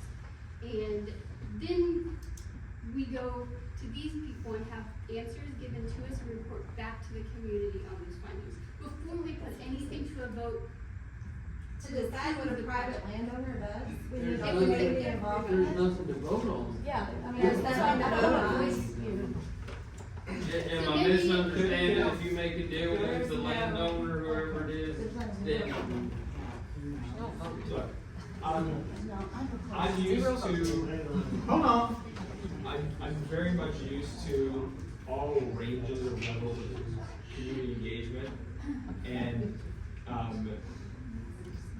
there's what we have to do, and there's what I want to do. And what I think is beneficial, and what I think is kind of, moral, let's say.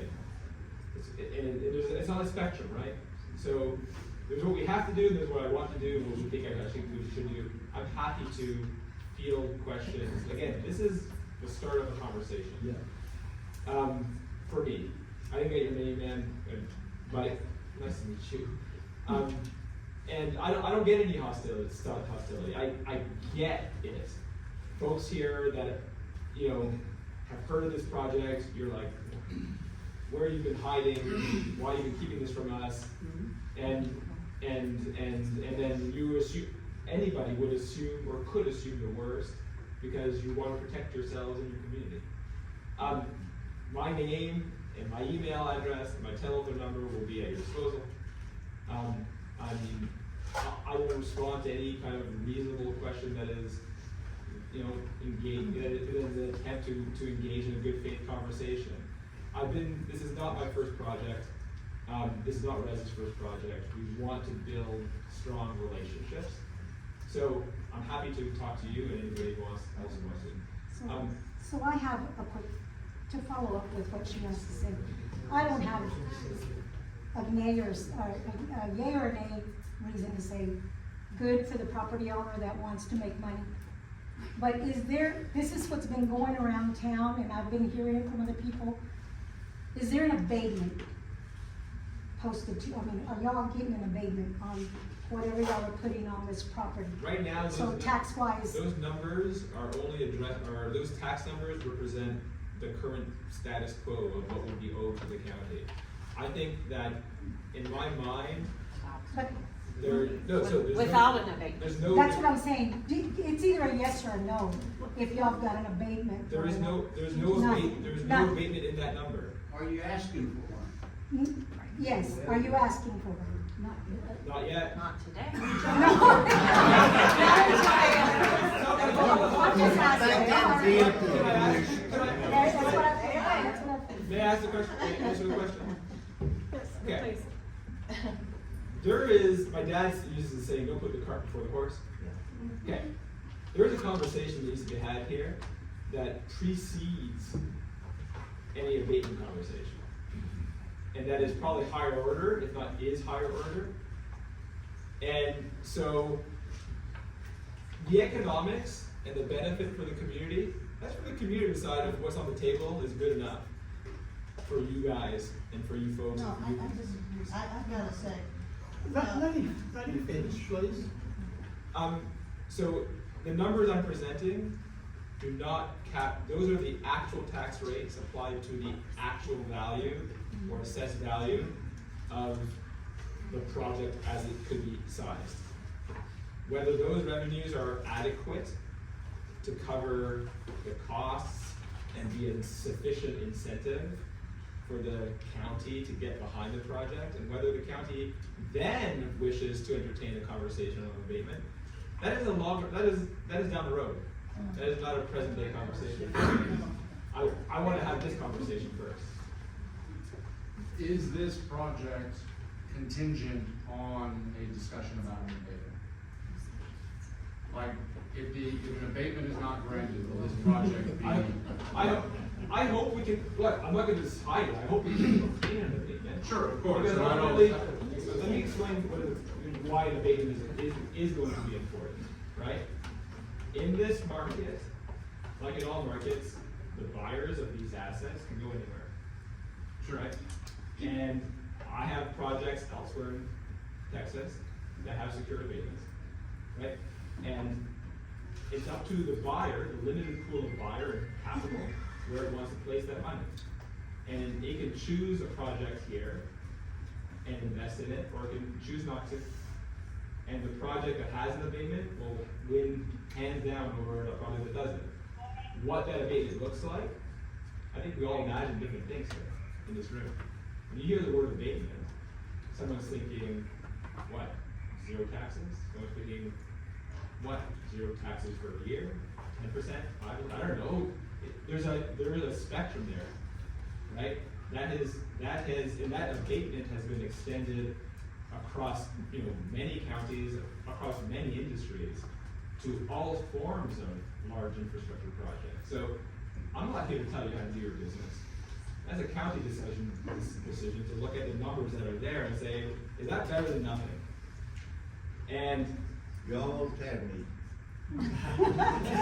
Just like.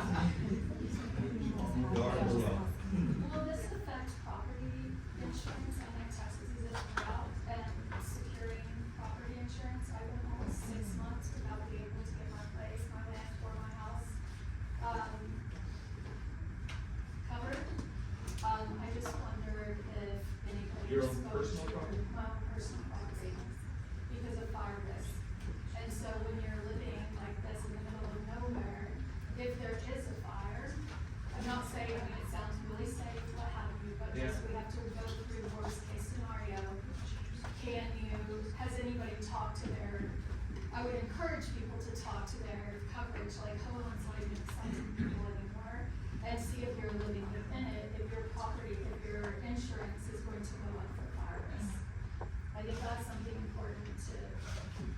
to? I think I can answer that. Yep. Your insurance is based on ISO ratings for the community, and that has to do with what resources we have in our fire departments. And, that ISO rating's not gonna change because they have a facility out there either way. If it has a hydrant out there that's close to it, they might get a better rate for insurance, you won't. But it's how the insurance company works. There's a question here, yes, sir. You know, when this first came up, I've talked to people, I've been online, and, I think I was more confused after I got offline than before.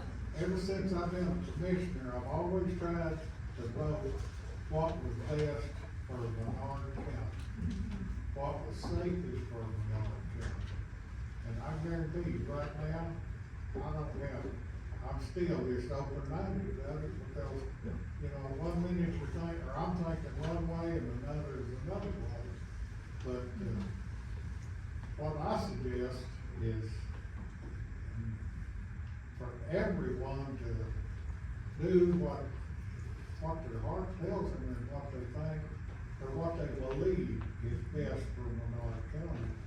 And, I believe it'll come out like it's supposed to. And we're here to facilitate that, right? Because there's what's in your heart, and then we're here to provide you help you get. Some of you folks are going to challenge me on this. So help you get facts, or help you get other information from experienced professionals who have a lot vested in these projects, but also these projects being long-standing, icons and things that most contribute to communities. So that's why there's a conversation, and there's an education process, and we're here for that too. I don't know who to choose, so Choose the guy. who's next? Sir. On the slide that you had up with that, we're gonna do over the next 20 years. Over the annual. Is that optimistic that it'll be 20 years, realistic, or? Those ranges are tied to the value of the project, be it a 100 megawatt project. I know it's hard to kind of. I understand there's a range. And so we have a capital cost that is. That's not what I'm asking. Okay, sorry. How realistic is 20 years of it? Oh, very realistic. Have you had any experience, have your company or the other companies that you sell to had a similar project last 20 years? These projects are rated, the batteries that you buy themselves are rated and warranted for 18 years, 20 years minimum, right?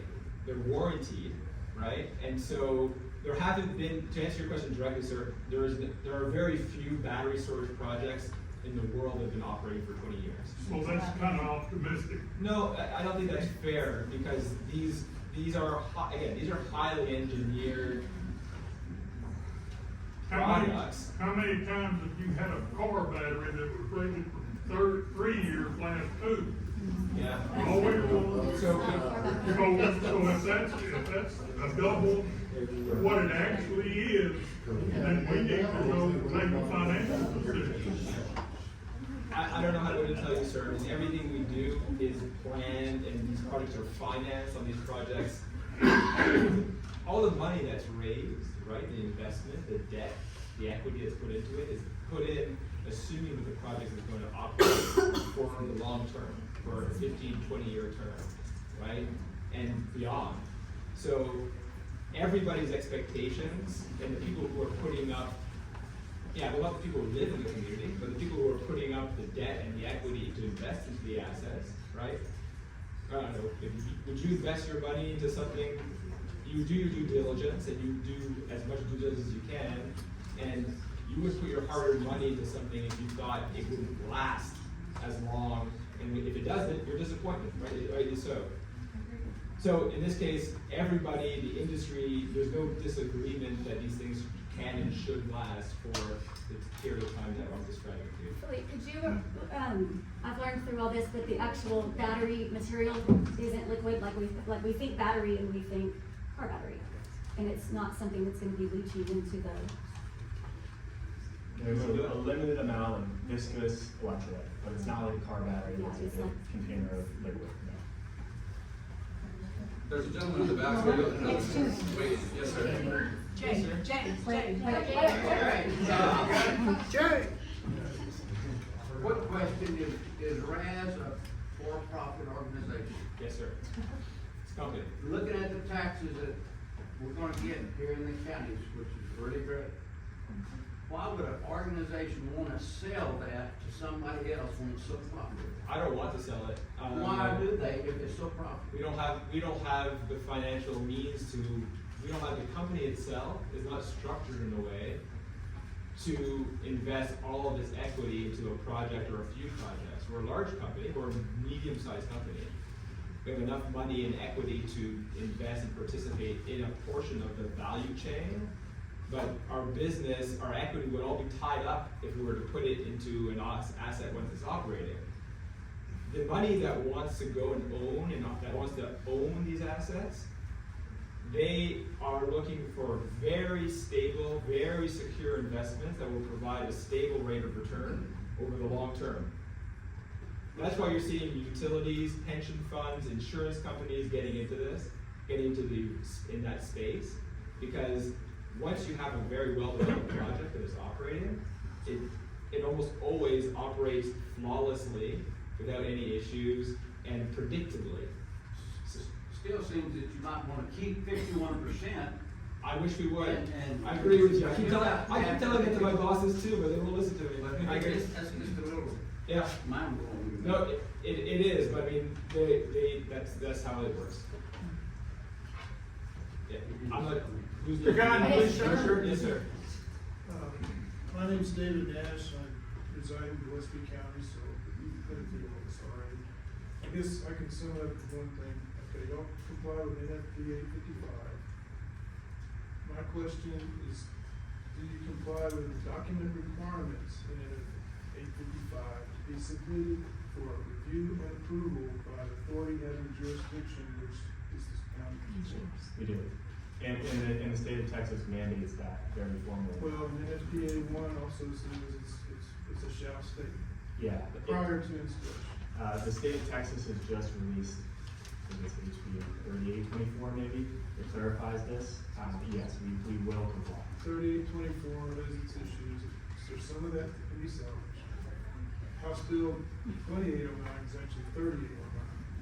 And the decommissioning and all that stuff doesn't start till 10, 15 years afterwards. So anything happens before that, all the financial assurances before that, it's not applicable, it's not effective. Correct. There's two parts, 10-year part, a 15-year part, after it starts.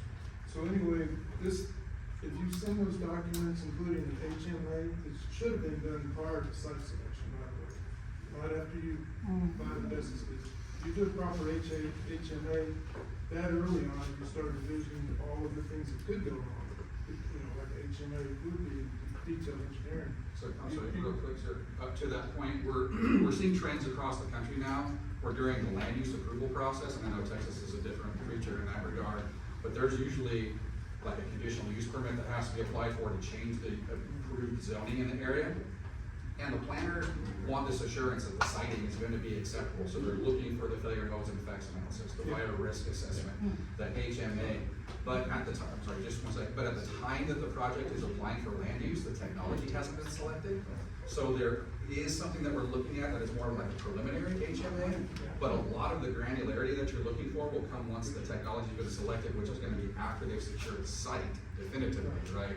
So there is a bit of a chain, and if, to Philippe's point about the cart in front of the horse, you know what I mean? It's like we wanna know that the projects are gonna be safely sited, so what we started to look at in the industry are sort of technology agnostic risk assessments that can take into consideration a range of it, right? So, just wanted to clarify that, thank you. So you may have noticed on that last interim amendment, if you wanted the CSA testing, well, I had that 25 deal, and all they do is light up one module in the initiating container. That's only one, that's in it.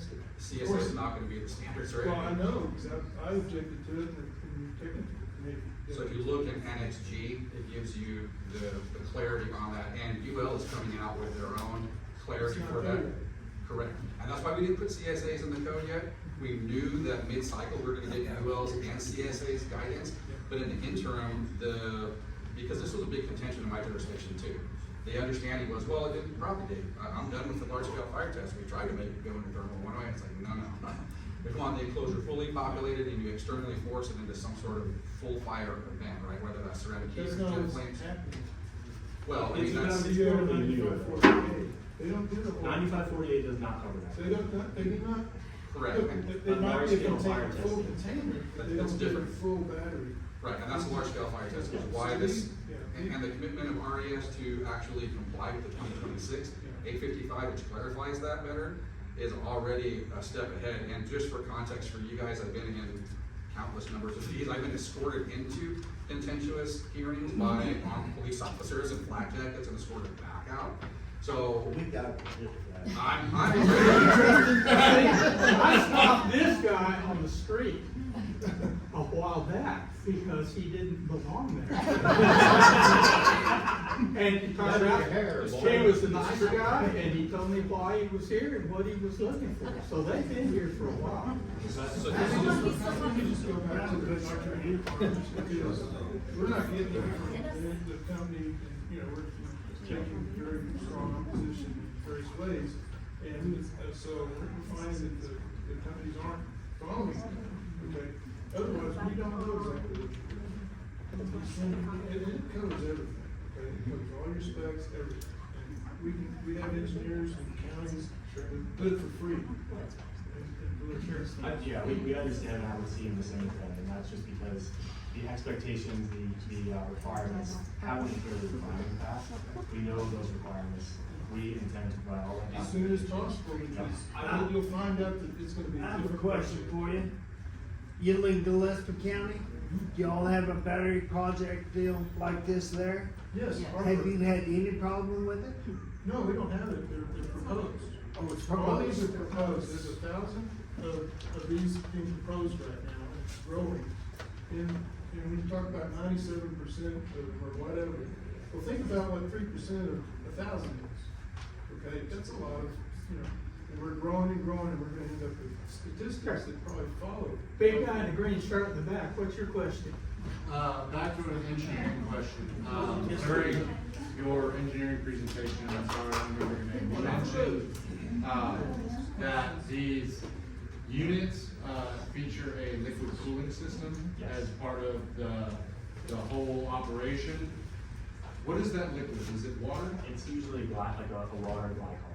Okay, so is that a closed system? Because you also further mentioned, Philippe, that the drain or the water usage from our system is pretty minimal, like, basic office use. Where would the water that comes for that liquid cooling system come from? It's a fully closed loop system, so it comes prepackaged, fully closed loop. Thank you. And maybe you want to describe what it is, other than just the chemical composition, like what The glycol or the, So- I'm not a chemist either. So it's not on water, we're not pumping No, water into this facility. They I just wanted to come- make sure, because I was Yeah, not it's, 100% sure. it's the same type of system you'd see in a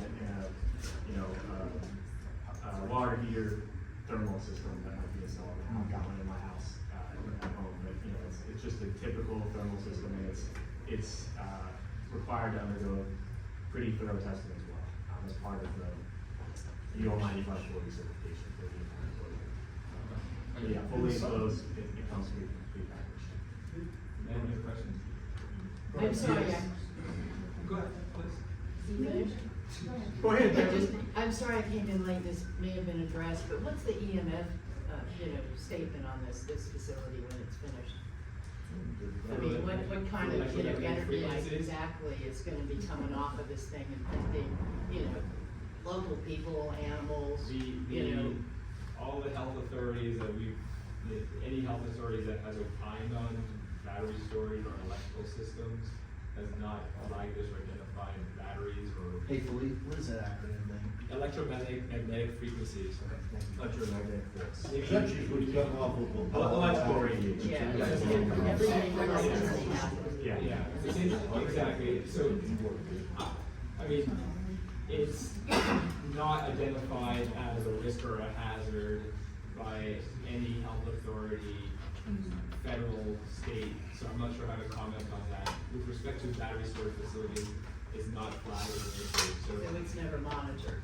no, and just like, you know, we will and we commit to doing a visual impact study, we commit to doing an acoustical impact study. Because those are elements that are identified as areas of, you know, realistic topical concern.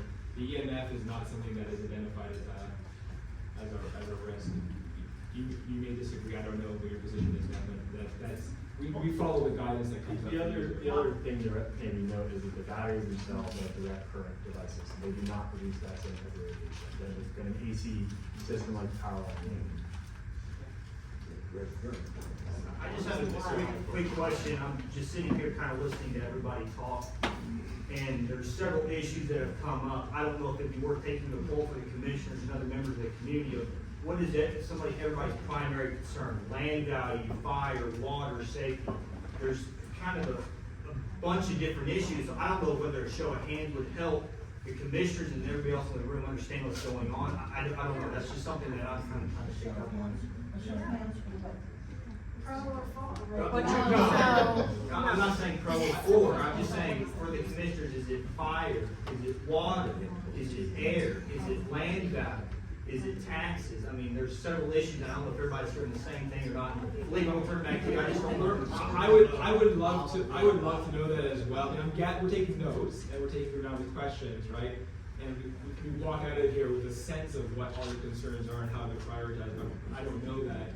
I would love to know, and again, ladies and gentlemen, this was, you know, this forum is, again, just a start to seed the conversation and a more proper public engagement, stakeholder engagement process necessarily involves us coming and speaking and exchanging with you in a different forum where we pass out forms, you fill them out, and then we can take that back and digest that all. I would love, if it's okay, I would put up a show of hands. I'm gonna list issues that come to my mind, and I'm having an interesting time counting, but we'll get a sense. Can I answer more than one? Of course. I mean that's a great suggestion. So before we do that, can I just throw something out that there's a lot of unanswered questions because you have to do environmental impact studies, you know, decibel levels and all these other things. And so, we're voting now without a whole lot of information, say, hey, this is a good idea, but, you know, I'm safe reminded. I'm a little concerned personally, I'm right downhill, so whatever happens there is gonna flow down to me. But I'd like to know more, so is there like a vector check that at some point these studies come out, okay, here's what the studies are, this one was bad as we thought, this is better than we thought, and do we get a voice there? I know it's just private property. Yes, so there will be a geotechnical report done. We do this for every single project we're on. We take water samples, we check soil, we check what the plasticity index is, what the risk of dust pollution is, and they come with a comprehensive study from an engineering firm. This is what the land is made of, this is where the runoffs are, it's a hydrology situation, as you mentioned. All the questions have been asked, fire, environment, sound, everything we could think of that we're asking questions. Some of it, we don't know the full answers to those impact studies. It would, I think to Philippe's point though, there are specific studies that can be done tailored to those concerns, right? Okay, if we know what those concerns are, we can. And a number of those studies have been done, are being done, and will be done. Folks, I'm used to operating in environments and jurisdictions where there are a lot more guardrails. Yeah. Right, and so the level of involvement you're seeking and you're looking for is not in keeping, I guess, with my experience in Texas, but it's very consistent with what I've experienced elsewhere, right? Thank you. And I mean that as like, personally, the more guardrails there are for me, the easier it is for me. A developer like me, like, uncertainty is my enemy. And so, agreed. And so, for me, understanding, and even for the company who doesn't want to invest money in an uncertain, in a very high-risk enterprise or undertaking, I like to know the rules of the road, what boxes to tick, right? So I'm happy to share information about the geotechnical studies, environmental studies, the acoustic studies, the visual impact studies. This is stuff that we're obliged to do in other jurisdictions. In Texas, I'm not obliged to do that, and there's no venue or forum for me to do it, right? Other than organizing meetings where I do that, and then unfortunately people are like, well, why didn't this come up before? Unfortunately, there's no database, there's no forum for me to engage in that process. But I'm happy to. Yes, I'd ma'am. like to comment on that. First, I want to compliment Ms. Miller here for her suggestion to get some volunteers or some kind of a group of interested citizens to discuss this and feedback to the commissioners, one of whom may have a conflict of interest. You are recusing yourself. Yeah. I worked for corporate America for 1 year. Now, I'm a country girl, I have roots that go way back here. My great grandparents were Libanons on one side and Spiller on the other. My great grandfather Spiller was sheriff from 1906 to 1960. After he done, this is just a cute little story. After he'd been sheriff, he was home at the ranch one day. When a car drove up, there was a couple in it. And Pop Spiller was known as a sheriff who did not like to use his gun. He preferred psychology. So, as you know, in the country, we go out to meet the guests.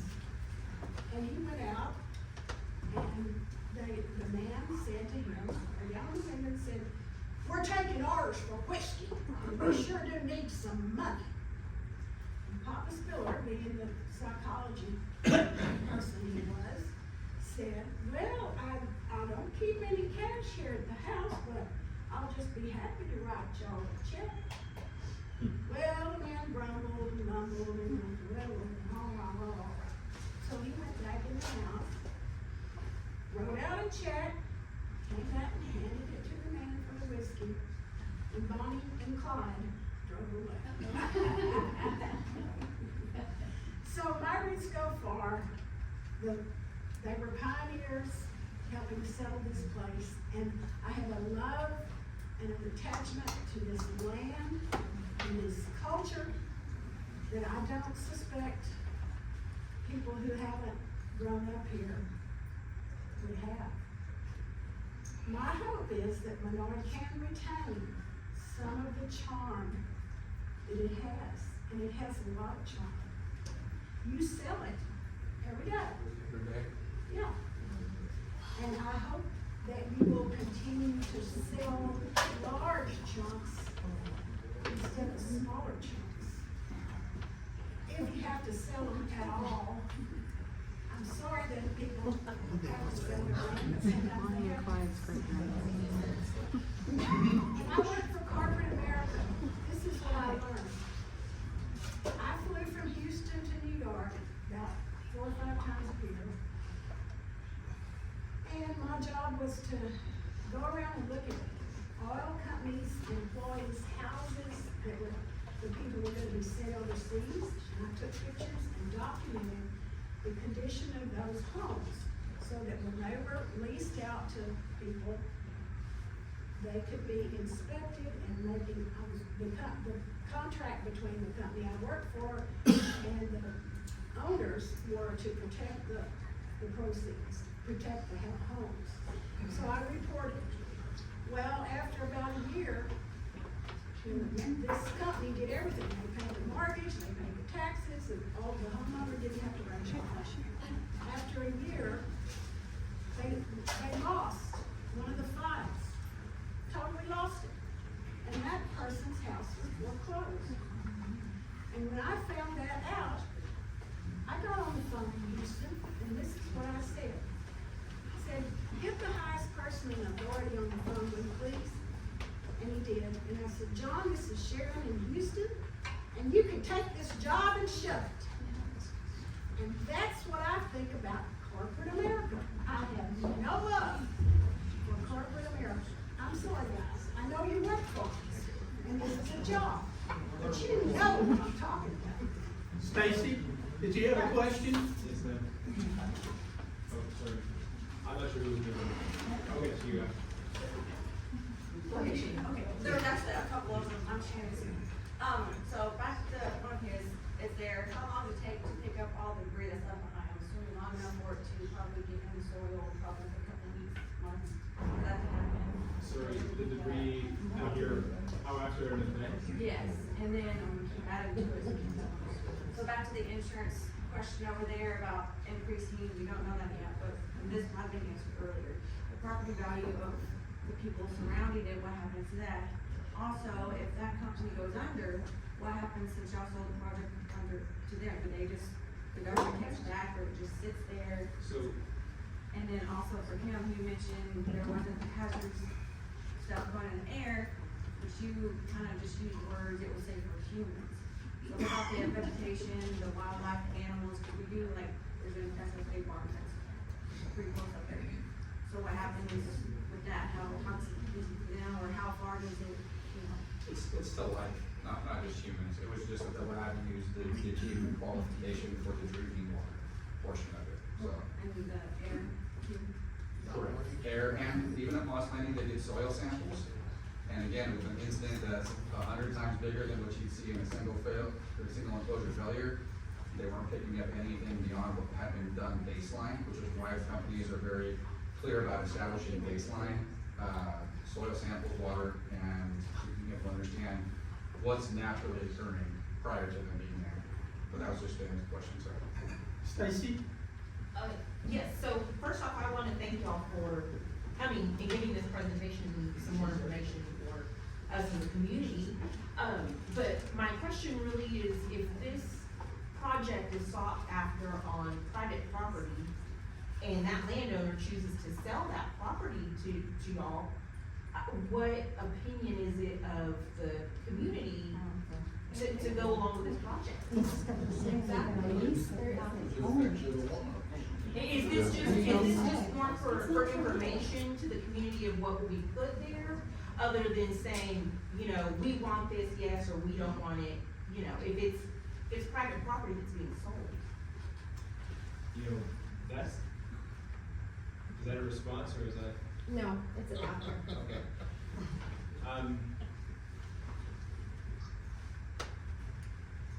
You know, there's no clear answer to that question, which is not, because I like, sort of, can I answer? There is the reality, the unfortunate reality of developing projects, of any major endeavor, is that you go through periods of uncertainty, right? And you get closer to truth, and you get closer to the final product that you can present final reports on, that you can provide a final design on, that you can confirm who the manufacturer is, so that you can address this gentleman's question about the HMA. And there was a lot of steps that can never be adequately summarized in a 1-hour presentation or a 2-hour presentation. Even the sequence, like, it's an engagement, but formally speaking, and I think this is the problem, like paying zero attention or minimal attention to the community is shooting yourself in the foot. It's what a lot of developers have done in the past, and that is immoral, it's a mistake, it's bad business, in my opinion. And in certain, like I was saying, in certain jurisdictions, you're obliged to, there's a strict list of things, of hoops you need to jump through, things you need to do, which I understand is not very Texas, right? So I'm trying to thread the needle, right? and do something that is in between and that engages people and that this isn't just lip service, right? That's if I hear you properly, that is at the center of your question, is like, are we just here to talk and then we're just gonna do and we'll turn around to whatever we want? Exactly, I just wanted to know if y'all were being courteous enough to just bring us the information that is going to happen, right? No, I mean, regardless. No, I mean, this isn't gonna happen regardless, but I mean, how to say, if your question is, do I have a hammer that I can, or am I the decider about whether this project goes forward or not? You know, it's your elected officials, right? But we are here to, and I'm here, and my colleagues are here, like, and we will continue to be here to kind of make sure that you're included to some degree at least, right? That degree might be more than some people want, right? Some people are, I've projects in some communities, including some people who have spoken to me and said, private land, none of my business, go fill your boots, right? I've had a few people come and tell me exactly that. And then I have people who are saying, I would like to organize a community consultation group and do this. I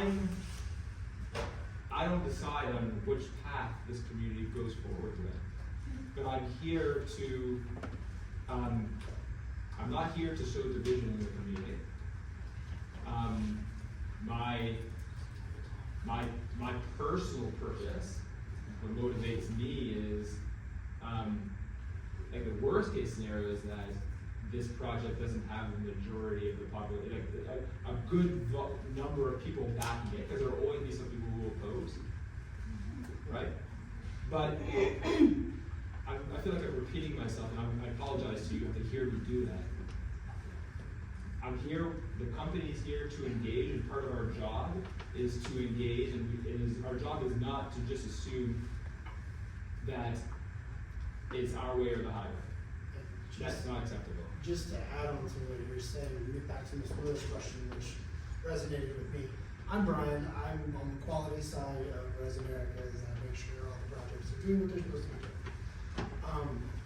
When we do a project near a city or a township or whatever the population center may be, there's almost always community engagement, people from the community that are qualified and able to come through. Part of my job is to walk through that facility during construction with that team or person that's deemed responsible and just show them what we're doing step by step. This is what's going in the ground. This is the concrete that we're pouring. This is the rebar that we're tying. All of that has to happen before any batteries go. Then the batteries and the other equipment gets delivered. I'm walking them through that. I'm showing them the batteries. I'm showing them the MVTs. I'm showing them the substation portions. There's a huge component to that. Just to answer that question. That goes through the life cycle, from development to all the permitting activities and stakeholdering, and then the construction. I think there's another question. Colin. Right here. Colin. Yeah. I'm Colin Wright, and I am on the city council. But I think it's something that we're missing here, and for those who aren't actually in Menard these days, the tax base is tiny and dying. So in order for the county to have money and to continue to operate, we're gonna have to start looking at other ways of revenue. This 10-acre project, I've talked with Kayla, this 10-acre project has more taxable value than the top 10 taxpayers in Menard currently, okay? So we're talking about a huge infusion to the county, to the hospital district, to the water district, and without that, our community is not going to exist. I mean, we cannot do roads, we can't do, everybody knows, the city can't do streets. We can't do any of that without a taxable base. Have y'all been to the schools? There's like only about 10 people in here who have kids in schools, and y'all need to walk through those schools. We are not able to hire quality teachers because we can't pay over the state base. And I don't know about you, but that's important, and that is the future of the community. With an abatement, we would still seek over $1 million a year in property taxes to this county on 10 acres of land, okay, that no one's going to see. I think that's extremely important. Obviously, fire is important, obviously safety, but this is an international company. What country? The US. The US, it's an American company, man. Here, you said you don't know what country would buy it. Oh, well, we are a developer and. Thanks, Chrissy, for your input. Right, However, well, no, Hey, I tell you what I'll do. I'm gonna go and Crockett County has one of these. Ozone's got one. I'm gonna get on the phone with the judge and the county commissioners down there and talk to them and ask them what's been going on. Problems, no problems, what you got. We know lots of ranchers, people that live in the town, and talk to them. And I will promise you come back to the next meeting, we'll talk about it. My question, if I was gonna ask them what everybody's worried about, have y'all had any problems in the last 5 years? So I'm telling you, the thing that people around here are scared of is change. And she's right. I'm one of your commissioners, and I'm telling you right now, we're at the bottom of the bowl. We're one of the poorest counties here. And there's 3 things that I look for in this: county, city, and the school. I've got 2 kids in school right now. And I'm not gonna do anything that I think would harm anybody. I won't do it. And a tax abatement, that's up to us. I'm gonna tell you, I'm gonna do the right things. Don't be scared. They got a big power line fixing to come through here. Do you realize what's fixing to happen? Change. It's gonna be change. My dad, my family, Dick Davis is my grandmother. My dad was born and raised here. My mother was raised in Sonora. So, I mean, I understand, but I'm gonna tell you, we don't have any oil, gas, we don't have any industry. We got a beautiful landscape. But I mean, the days of soft copper, I mean, those days are gone, and I mean, we're going into the future. And you can either drown, or you can strive and get a little bit better. And that's all we're trying to do. We've all got and I'm gonna tell you, the fire chief right there, one of my main concerns. Water was one of the big concerns I came here with. If I find a problem, I'll promise you, I will tell you those things. But I mean, we all just need to have our questions answered. And I'll be calling, like I said, Crockett County, I'll talk to them, I'll talk to the people there. Got a problem? Fine. Mason. Does Mason have one? Mason, I want that guy sold it. Talked to Mason. Okay. Don went and talked to the people in Mason about it. I just want to stand and say, yes, I'm the property owner, and I own around 200 acre feet of water rights in Menard County. And you know what, how many gallons are in an acre foot of water? Oh, good. Put me on the spot. I'm on to it. 300 and something. Yeah, okay. I don't farm. Couple hundred thousand. I don't farm. I'm not farming. And if I wanted to farm, I could, you all talk about worried about water, I could be great, we could do some great vineyards, we could do some stuff. But I'm not here to hurt the water in Menard County. Or anything else. I bank or anything, I've got little kids here. I'm here to help this community, and I see it's 0.00001% of the acreage in Menard County that this is gonna affect. Unless it catches on fire. And then you can have wind turbines that affect way more than that. Right. We can have solar, we've had that, we can do a lot of different things. I'm just saying, I don't think, like, if this thing works, great, it's meant to be. If it doesn't, I don't care, my kids are still gonna go to school here, we're still gonna do the same thing, it's all gonna be okay. I came here today to find out what the reward was to go along with the risk. It doesn't matter what the percentage of them that catches fire is. Some of them catch on fire. There is a risk. And our fire department has 1 engine, 5 active firemen, 905 square miles to take care of. We're gonna get the same budget next year. We're gonna get $7,500 to operate off of next year. And we pay all our own utilities, we pay all our own fuel, all our own repairs, all our own everything. We live off of donations. We're gonna get the same set. So if there's a risk added, regardless what it is, where's our compensation for it? What danger are we putting our 5 guys in? And then all the area around it, the thousands and thousands of acres around it, you know? Can I? Yeah. We've spoken before. Sure. We have a serious conversation to have, and I said this during the presentation. You're raising questions that nobody can answer here. Nobody should answer here, because if they did, be lying or they would be misinformed. We have the volunteer fire department and res have to have a serious conversation and sit down where we list out, we're gonna be, you know, escorted by an expert. And if you need experts, you have resources as well, you're gonna tap into independent, objective experts from the state, whoever. Right.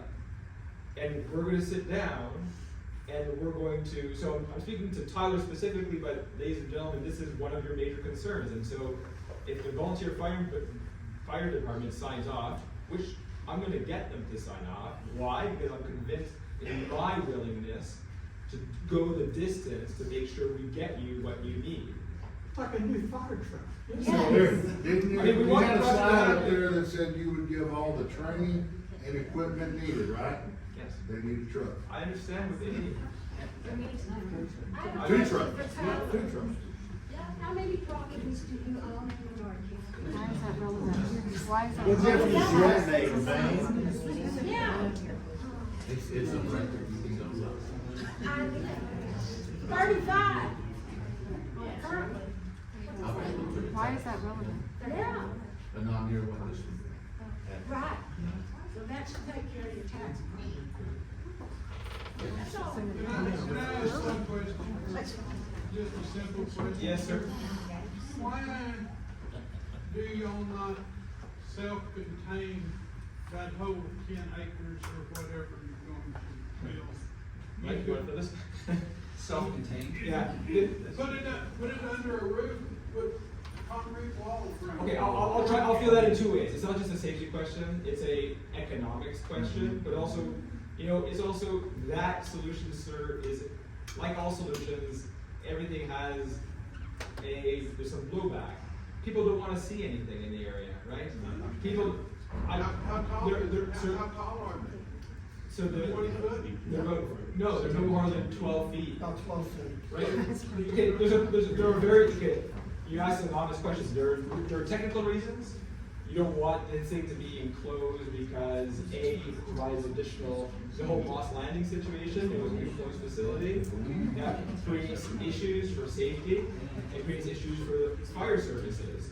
When there's a response, it creates additional, so there's technical issues about maintaining the temperature in that facility too.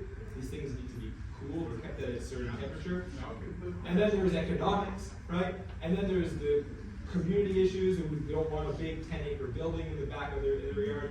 And I'm seeing people nod their heads in agreement with what I'm saying here. So I don't think I've gone too far off the reserve.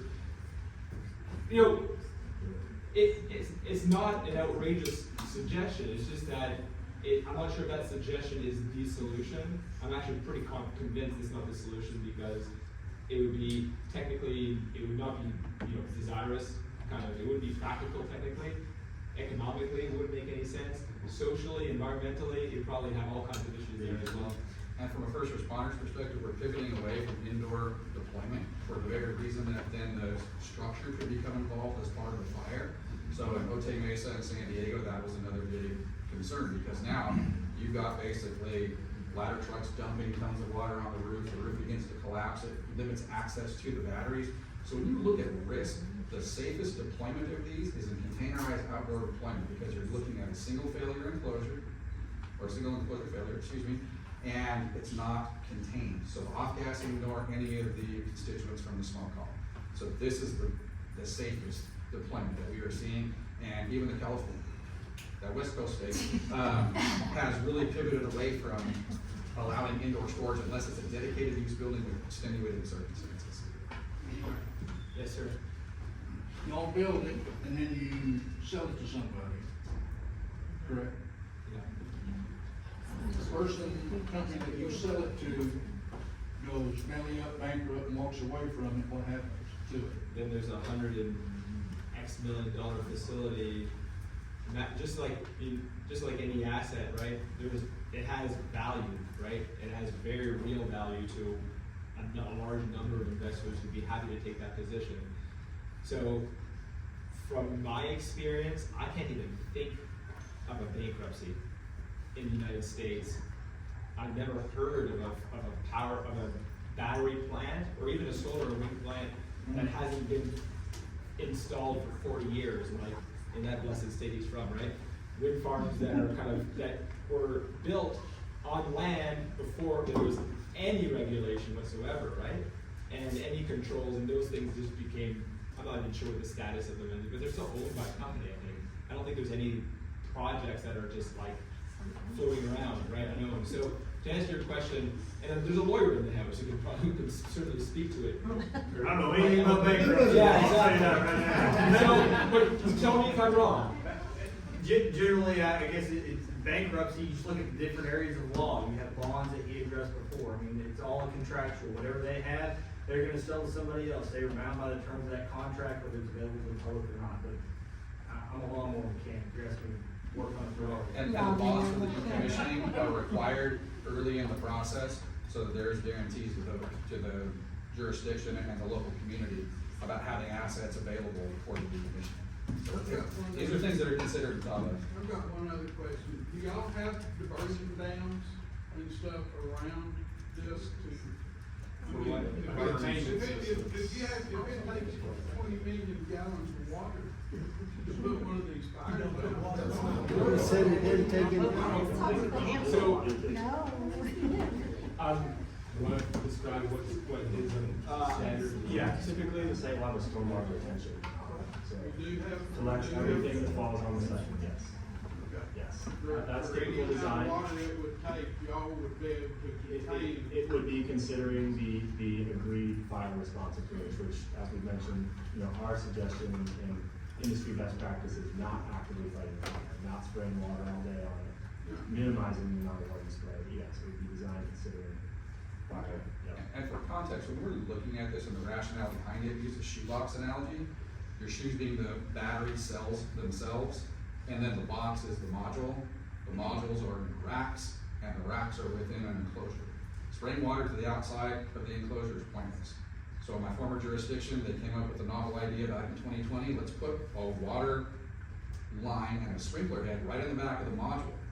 That module has a finite volume, so now you're pouring water into this module till it fills up and out the fan port and running all the way down the rack and arc flashing it. So water's on batteries is not the direction we're going.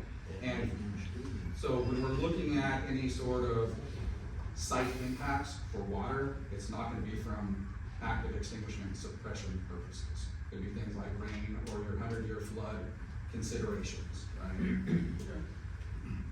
Yes, sir. Yeah, I know I'm changing the subject, but on the ERCOT, there's 2 solar farms that are proposed for Menard County. And I'm just wondering where they're at. They're supposed to be tied into the same substation. I can't speak to this, sir. So, that's no, so No, yours is supposed to be standalone? I made it very clear. Yes, I know. Yes, sir. And then you said you were in solar. I was That's just right. wondering where the solar farms are those 2 that are on ERCOT. Maybe the county knows. We have one at Hicks. Tyler, do you know? Oh, yeah, I do. It's right in Hicks, about half a mile before Hicks, Texas. No, the 2 that are There's proposed. proposed ones. Oh, I know. Sorry, I know there is one. I was on the ERCOT website. I saw an application that they put on. I think it's just north of where our project was proposed. North and east, yeah. That's what you're talking about. But I don't know anything with the identity of the owner. One of them's Allen Solar, 90 megawatts, the other one's, Centennial Solar, it's like 60 megawatts. Yeah. So it's kind of fit you would have for one that goes to a BESS. It's I what? just didn't know whether it's going to go to this BESS or somewhere else. And you go right to the If you go to some of them. Right, but back to this project, do we have any more questions? Because I just have. that biology break I is just want starting. one. I have one quick question. Educate me just a little bit. The answer is no. I don't, I don't have an opinion one way or the other, I've combed over when I heard about all this. I represent the chamber, I'm executive director of the Chamber of Economic Development for Menard County. I just, in my mind, I've read over lots and lots and lots of other counties' minutes, county commissioners' minutes. I went online, I looked them up, they're public information, you can look at them if you want to, and I did, just to see what other counties are doing. I also went on and listened to recorded city and county where they were both discussed when these things were coming in, and regardless of wind, solar, battery, but in this instance, battery. And everything I've listened to, you guys get a lot, whether it's your company or somebody else, a lot of pushback from counties of this coming, in the Hill Country. Wes Furdell, I don't know if he left or not, but he represents a lot of those counties, and he speaks out about it quite a bit. And so, my question to you is this money, there's nobody in this room, I mean, you would be crazy to not look at that money that you put up on the screen, abatement or no abatement, and say, man, these rural counties are broke. The city's broke, the county's broke, there's no money here to do the things we wanna do. And I have no skin in the game. The chamber's not gonna get any money from you all, from you coming here. And neither is my economic development. You're not even providing enough jobs to go, oh, that's a huge economic boost to what I'm doing. But my question is this, if these rural communities, rural healthcare is huge, they would get money. The school is broke, they would get a ton of money. The county would get a ton of money. We could do things in this town that we have not been able to do. It's life-changing for these entities that get this kind of money, if that is true. Why is there pushback? Why is every rural county in the state of Texas not saying, please, please, please, economic development, you want a business to come here, you go fight for it. Please come to me, please build in our town, please open a business, because it benefits your town. So why is every rural, little, tiny town in Texas not fighting tooth and nail to get you guys to come? Why is it such a pushback? Because I do see it. This is a small representation of the division in this town. God forbid you get on Facebook right now in Menard, Texas, because it is terrible. And it's not one side or the other, it's both. And so I just want to know, you're just personal, y'all go to these meetings, you do this all the time, you're clearly educated in what you're doing. I just want to know from my own small mind, why then is every town in Texas not jumping to say, please give me millions of dollars, please flood our small town economy with everything you got, because we need it so desperately. So, I agree with, so much of what you say really resonates with me. I'm a big city guy, right? But I spend almost all my time in small towns, and I've done that since 2005. And no less than 100 communities, more, okay? There are communities that do reach out to us, and there are leaders in communities that take it upon themselves to reach out and to contact us and say, hey, come and do business here. I see the value that this would bring. And that exists in Texas too. We don't have I'm not developing a pantry full of projects in Texas. I have 3 projects, and it isn't like this in all instances.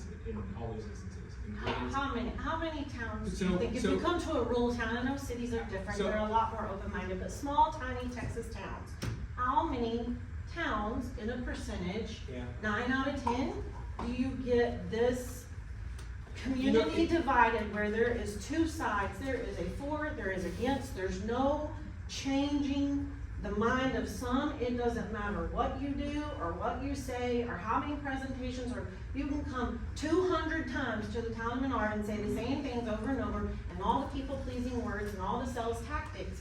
But how many towns do you get pushback from, and why do you think that is if you're fixing to flood our community with money? So, so I do these not just for RES, I do this across the country for all sorts of jurisdictions, fire departments, and developers.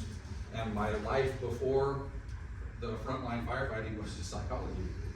So, to this gentleman's point in the red shirt, we have a culture of fear of yet to be determined a set of coordinates to apply that to. Fear of change is a real one. Sure. Fear of what the narratives within social media are. And I have never seen a time in our history as a culture, as a country, where we have more divisiveness about all topics. Everything. Because there is a forum for people to speak their mind, for people that do not have a particular voice in their opinion or feeling, that they can then present something. And my job as a technical expert, subject matter expert, is to come in and correct the narratives that are based on untruths. So when we are having to steer the conversations, no technical data is going to sway the hearts and minds of people, because it's ultimately still here that you're your biggest concern. And so, especially rural communities, things have been running status quo. There's a long history. You've got legacy here, right? And so when we start looking at change coming in, there are certain considerations that facilitate a discussion like this, where maybe a community reaches out to a developer and asks for an infusion. In the jurisdiction I used to work for, our planning department actively sought out projects to come. Amazon distribution centers, Walmart distribution centers, oil, gas, energy, all of it active. So when we start looking at the rationale behind it, how many people just out of curiosity look up health issues online on WebMD and self-diagnose and come up with absolute certainties that they are sick in some way, shape, or form, and or that this treatment is the preferred way to do it because an expert on Facebook said it. So we're overcoming a huge momentum of disinformation. And the divisiveness within the community, I think, is ultimately based on just the fear and uncertainty of everything. Groceries, cost of utilities, insurance for your home, all these different things. So when something new comes in, it's easy to pivot and put all of that anxiety towards this particular set of coordinates. This looks like a room full of people that remember 9/11 and remember the red, orange, yellow flag warnings for fear that were put out. So we've been living in a world that has been spinning us up to be anxious and concerned with legitimate reasons. How are we gonna make a living? How are we gonna pay the bills? How are we gonna do this? And then suddenly giving us something to grasp onto. And change is a big one. And this is not a comfortable topic for anybody, right? How do we assure the safety of our folks? How do we ensure that these projects aren't gonna have long-term impacts? This group also looks like they remember fights around underground storage tanks or gas stations and the contamination. Now you complain if you don't have a gas station within 5 minutes drive. And you could not NIMBY, you couldn't put it, not in my backyard before. So the California Energy Commissioner had a kind of framework that he put this in. He said, we've had solar and wind in that state over there, I mentioned it earlier, for 3 to 4 decades. They were tumultuous children and problem children early on. They are now studying abroad with no problems.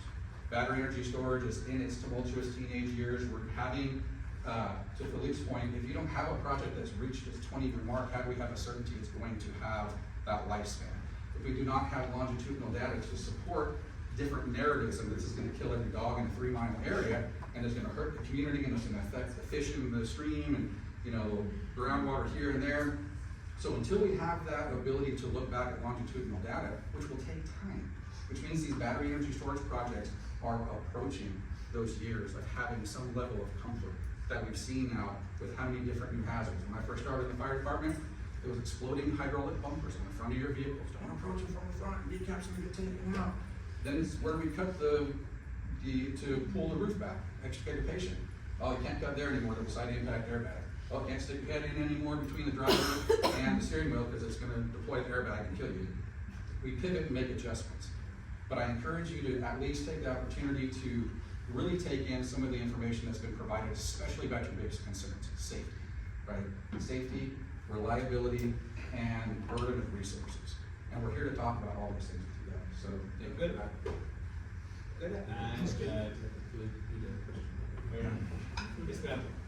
Yes, I just wanted to ask a question. Are you from Kern County, California? I am. So I read that, the company that put in the BESS made a $250,000 gift to the fire department. And they bought a specialized wind turbine fire truck. So that's with not that? for, that's not for battery storage, ma'am. That It was, was not the company that put the BES in, so we have wind projects that were there, and because we did not have an engine that could basically extinguish something hundreds of feet in the air, they purchased equipment to help us. Okay, so my question is, you made the suggestion that you're going to help make him make the decision. Are you going to be offering side deals besides that too? I resent that. No, that's not fair at all. You know what? No, that's not all fair, man. It's done. Man, it's on the screen. Okay, so I'm gonna tell you something, man.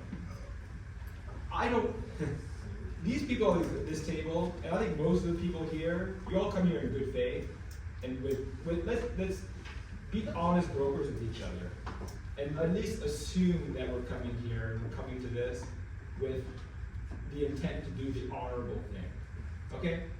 Because I don't accept that, man. What I suggested to your fire chief, or your volunteer fire chief, was that they have concerns. We are a company. Yes, absolutely. And this is why this is the first of many meetings now. But they would have concerns, and he expressed it, that they do not have resources to meet ongoing, existing priorities that affect him, his crew, and yourselves. If I'm gonna come in and I'm gonna pretend to come into this community, be a real member of this community, right, and my project is, we're gonna have to contribute to it. We're gonna have to pay our way. So if I'm gonna suggest to Mr. Wagner that we're gonna pay our way, the suggestion that we are kind of cutting a side deal while there are cameras running and everybody's here, I'm hoping you didn't mean it that way, Matt. So what we're gonna do is pay our way. In the case of a wind farm operator that bought a crane or bought a fire truck, they paid their way. And nothing else would have been acceptable, because if they hadn't done so, that wind farm wouldn't have been constructed, and the cascading effects. We're here to operate above board. I'm going to be above board on everything, on every point. And if you want transparency, you're welcome to see the deals. I'll publish them for you, man. Okay? But I'm going to do deals with whoever needs to do a deal, whoever has demands of us, to the extent that it's reasonable. I'm going to do what I can to make sure I can bring them on board to get behind this project, which, to this lady's point earlier, why aren't people getting behind it? I was going to answer the question, I don't know why I have to sell the project. Right? To be honest with you, I don't know why I have to come in here and sell this. This sells itself. It should. But you folks have real, legitimate interests and concerns that I need to address, and I will do that. That's my job. I'm paid to do it. I don't get paid $1 more if this project gets built. Not $1 more. I can be doing other things than this. If I wanted money in my life, I can be doing other things. But I choose to do this because I choose to make small communities a little bit better. One community at a time. Sounds cliched, and you roll your eyes at me, I resent that, man, as well. Because you know what? We all make our choices, and Mr. Wright here, someone suggested that he was doing this for ill-begotten reasons. You know what? If I was in his shoes, I'd be deeply hurt, considering what I've seen him do for this community. Deeply hurt. We're all wondering. Well, you know what? This is the danger. Back to the point that Michael was making. Assuming the rest, the worst. My experience coming here has been nothing but the best. This is why I spend all my time in small communities, because whenever I go, people are fearful, but for the most part, I'm treated with honesty, sincerity, candor, generosity, and you know what? All the stuff that exists in this city disappears. But I have to One say, more question in the back. Wes has got to hit the road. I will just say one last thing, ma'am. Please, I open with this. Try to give us the benefit of the doubt. Just try. Blake, can you go back to your proximity map real quick? If you don't mind. So to answer your question too, I've actually attended a lot of these meetings. We've watched many of these storage facilities come in or try to come into communities. And I want to give y'all credit. Can you go back to one that shows with your flood map over the top of it? There you go, okay. So if you don't mind me just taking the floor for a minute here, I want to give y'all credit. I've tried to pass a proximity bill that says you have to be at least 500 yards from adjacent properties unless you have landowner agreements.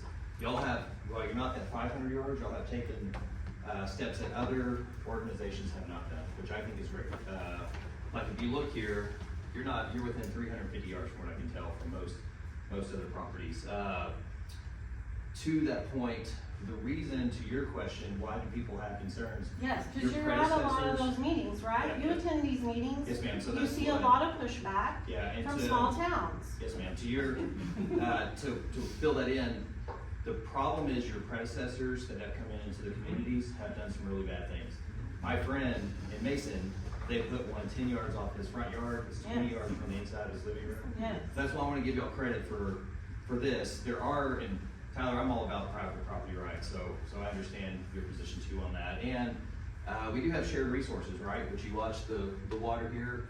We know that these are, so we see AE on here, where was it, flood map, flood zone AE, that's your 100-year floodplain when he says 1 in 100 years.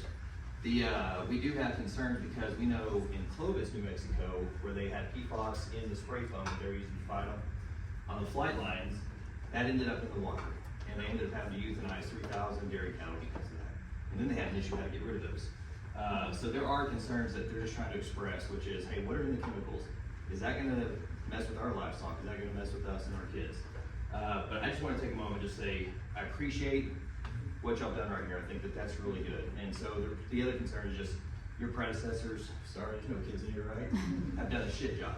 They poisoned the well. When I first heard about the project in Mason, I blew my top. Yeah, Because, it's terrible. because That's one of my bills that I started filing. and I appreciate it. I didn't realize you're a separate. State rep, yes, sir. State rep. Fantastic, I'm sorry that. That's all I had anyways. I appreciate that. We do a lot of work trying to avoid situations like this. Is my point.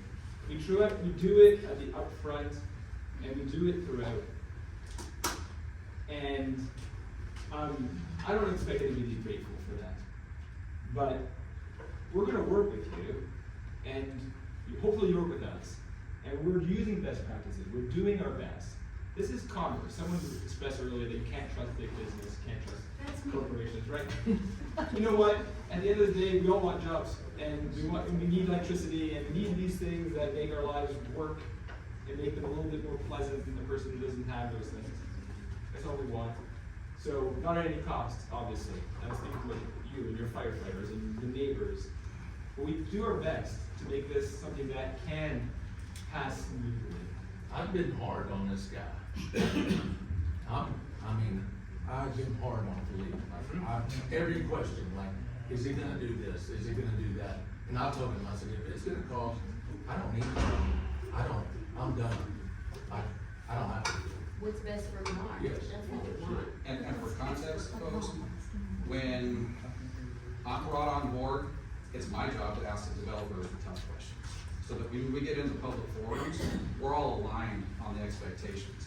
And working with reputable companies like RES that understand code compliance at this phase of the project, that go out of their way to do things that the state may not be requiring, my contention with all the developers that I taught, right, because I spent inordinate gifts of public funds with my consultants and myself to teach the developers what code compliance looks like in 2019, 2020, 21, 22, when it was still very much in its fledgling infancy as far as an industry.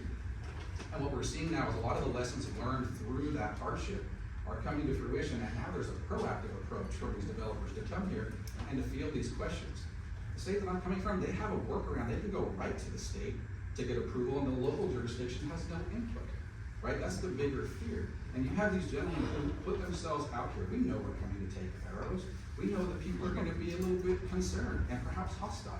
And I hope we haven't come across as being antagonistic or trying to sugarcoat anything, because I don't do that. And if I were doing my due diligence as a subject matter expert and former first responder, it would be to hold the developers to the same standard I imposed in my former jurisdiction, which was the level of risk and liability we were willing to assume at that level. Our clarity early on in the process about what that risk profile and liability that we were willing to deal with was precedent setting. And we realized that. And that's why I'm here. That's why I go around the country and travel around the country away from my family now more than when I was on shift work. I am not at home. So, but this is important because I have a perspective that you want to hear. And I don't have the skin in the game for the industry to be pushing my opinion, right? So I just wanted to create that context and to let you know that you're very lucky to have somebody that wants to be a gold standard and come in and correct the narratives of their predecessors that chose to not do those things. So 2 questions here. One question, if Menard had a blackout, could this battery storage then be turned to help Menard to keep the lights on? Can it come back into our line? These changes to the system are incremental changes that benefit this system as a whole. And which is, you know, in a sense, you're benefiting from resources in other places of the state. So that helps the aggregate. It go does. back to you specifically. Incrementally, as more and more of these resources come online, it will be, as more and more storage comes online, it will provide, I don't wanna talk about it, I shouldn't discuss an area I'm not expert in, but all these resources, there's a reason why ERCOT is seeing these and encouraging these facilities to come online, because it does provide additional stability, reliability, robustness to the grid. So incrementally, but directly, no. And for context, in 2023 was the hottest year that we had in California. Rolling blackouts and brownouts in the years preceding, with the level of deployment we had in Kern County alone, we did not have any rolling brownouts or blackouts. And that was just with our contribution to the grid. So, yes, sir. I'm Gary Robertson. Been here since '85. Most of you know me. And I appreciate y'all for coming. I think y'all done an excellent job. I'm not as worried about safety, and I'll defend Tyler's right every day to sell his property. That's as a private property owner, he has the ability to do that. Here's my biggest concern, and I may have missed it because Wes and I have been out back some, but on September 1, there was a bill that was passed. Wes could tell us maybe a little about it, at least give us a number, that requires you to put up a bond, letter of credit, whatever, to cover the cost of demolition and get rid of the batteries, and to put this all back in its regional condition.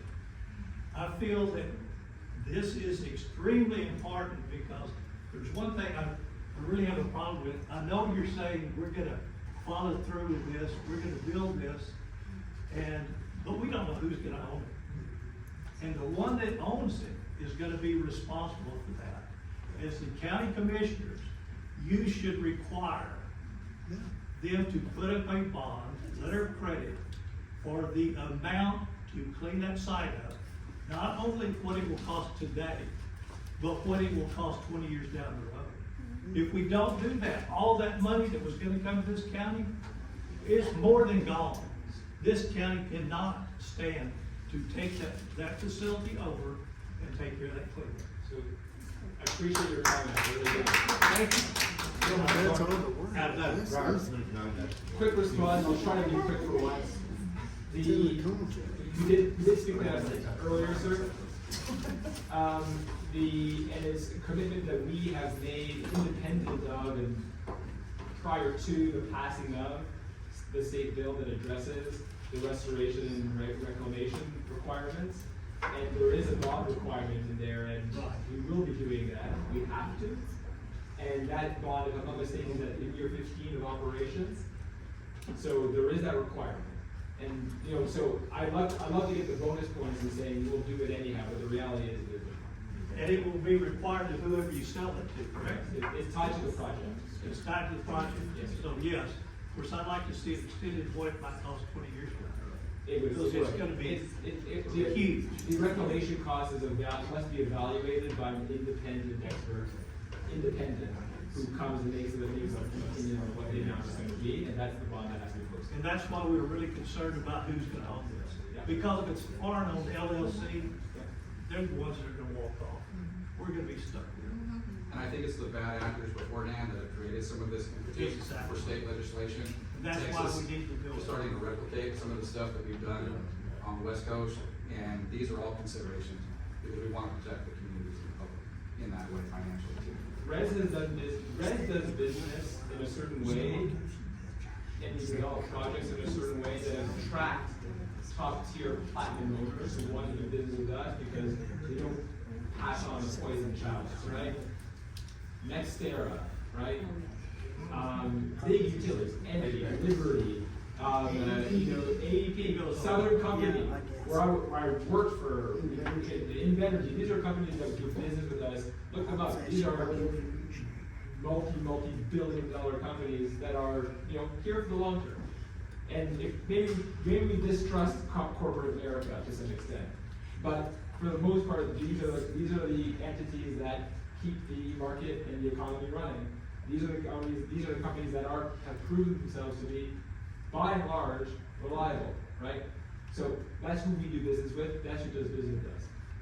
So Res buys the bonds before they sell it to an investor? In this case, we wouldn't have to, because the project would be buying the bond at the appropriate time as it's kind of required by law.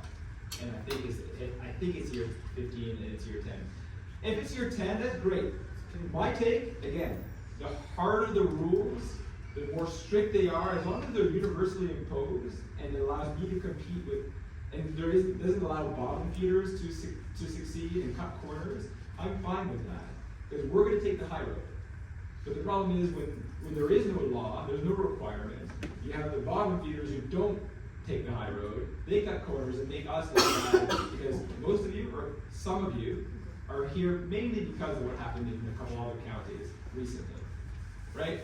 And that blowback that I'm dealing with, that these people are dealing with, and unfortunately, that blowback your community is dealing with as a result. I'm not blaming anybody, I'm just saying, this is a tension here that's kind of a vicious cycle. Someone else screws up, your community has this tension now because someone else did something wrong that we would never do, right? And as a result, you rightfully assume the worst, or to protect yourselves, right? But that's not how this project is going to be. So, no problem, good. Yeah. Okay. Yes, sir. I have talked to commissioners in Medina County where I was raised. They give no abatements there. But at visiting with Wes this morning, he said it might be a good idea to give a little abatement so that the commissioners might have some control. Wes, would you address that? Yeah, so if you give no abatement, your county commissioners have no authority over what you're doing. Basically, no way to control it. My understanding is if you give an abatement, small, large, whatever, then the county is able to have some jurisdiction over what you're doing. And so there is a debate there to be had on that too. So, does that sound right, Judge? Yeah, and my only experience is talking to other judges that have been through that, but that is one of the reasons that abatements are considered, because we have no regulatory authority to hold them accountable to force a bond. That's a great idea, whatever it may be, if we don't enter into some kind of contract with them. And the only leverage we have is to say, hey, we'll give you a percent discount on your county taxes, not the hospital, not the school, but the county portion. So that's all, we're learning about this at the same time, and that's all things that we have to get our heads around. What they did, Mason, is become my life goal to stop that from ever happening again. So that's just where I'm coming from. I think industry is mutually aligned as well, because we have to overcome all the narratives from bad actors, from pre-existing non-conforming projects that maybe were built to a standard that we have yet, or that we have since realized needs to be changed. And Texas just passed, what was it, 8 different bills, and I know that it affected a handful of sites that were operational that were not permitted correctly and are no longer operational, which I think is an extremely proactive and positive thing to do. I'm on what's called the 391 Commission. We currently have Kirk County, Kendall County, and we're just now bringing in Gillespie County into that commission, and that's where we're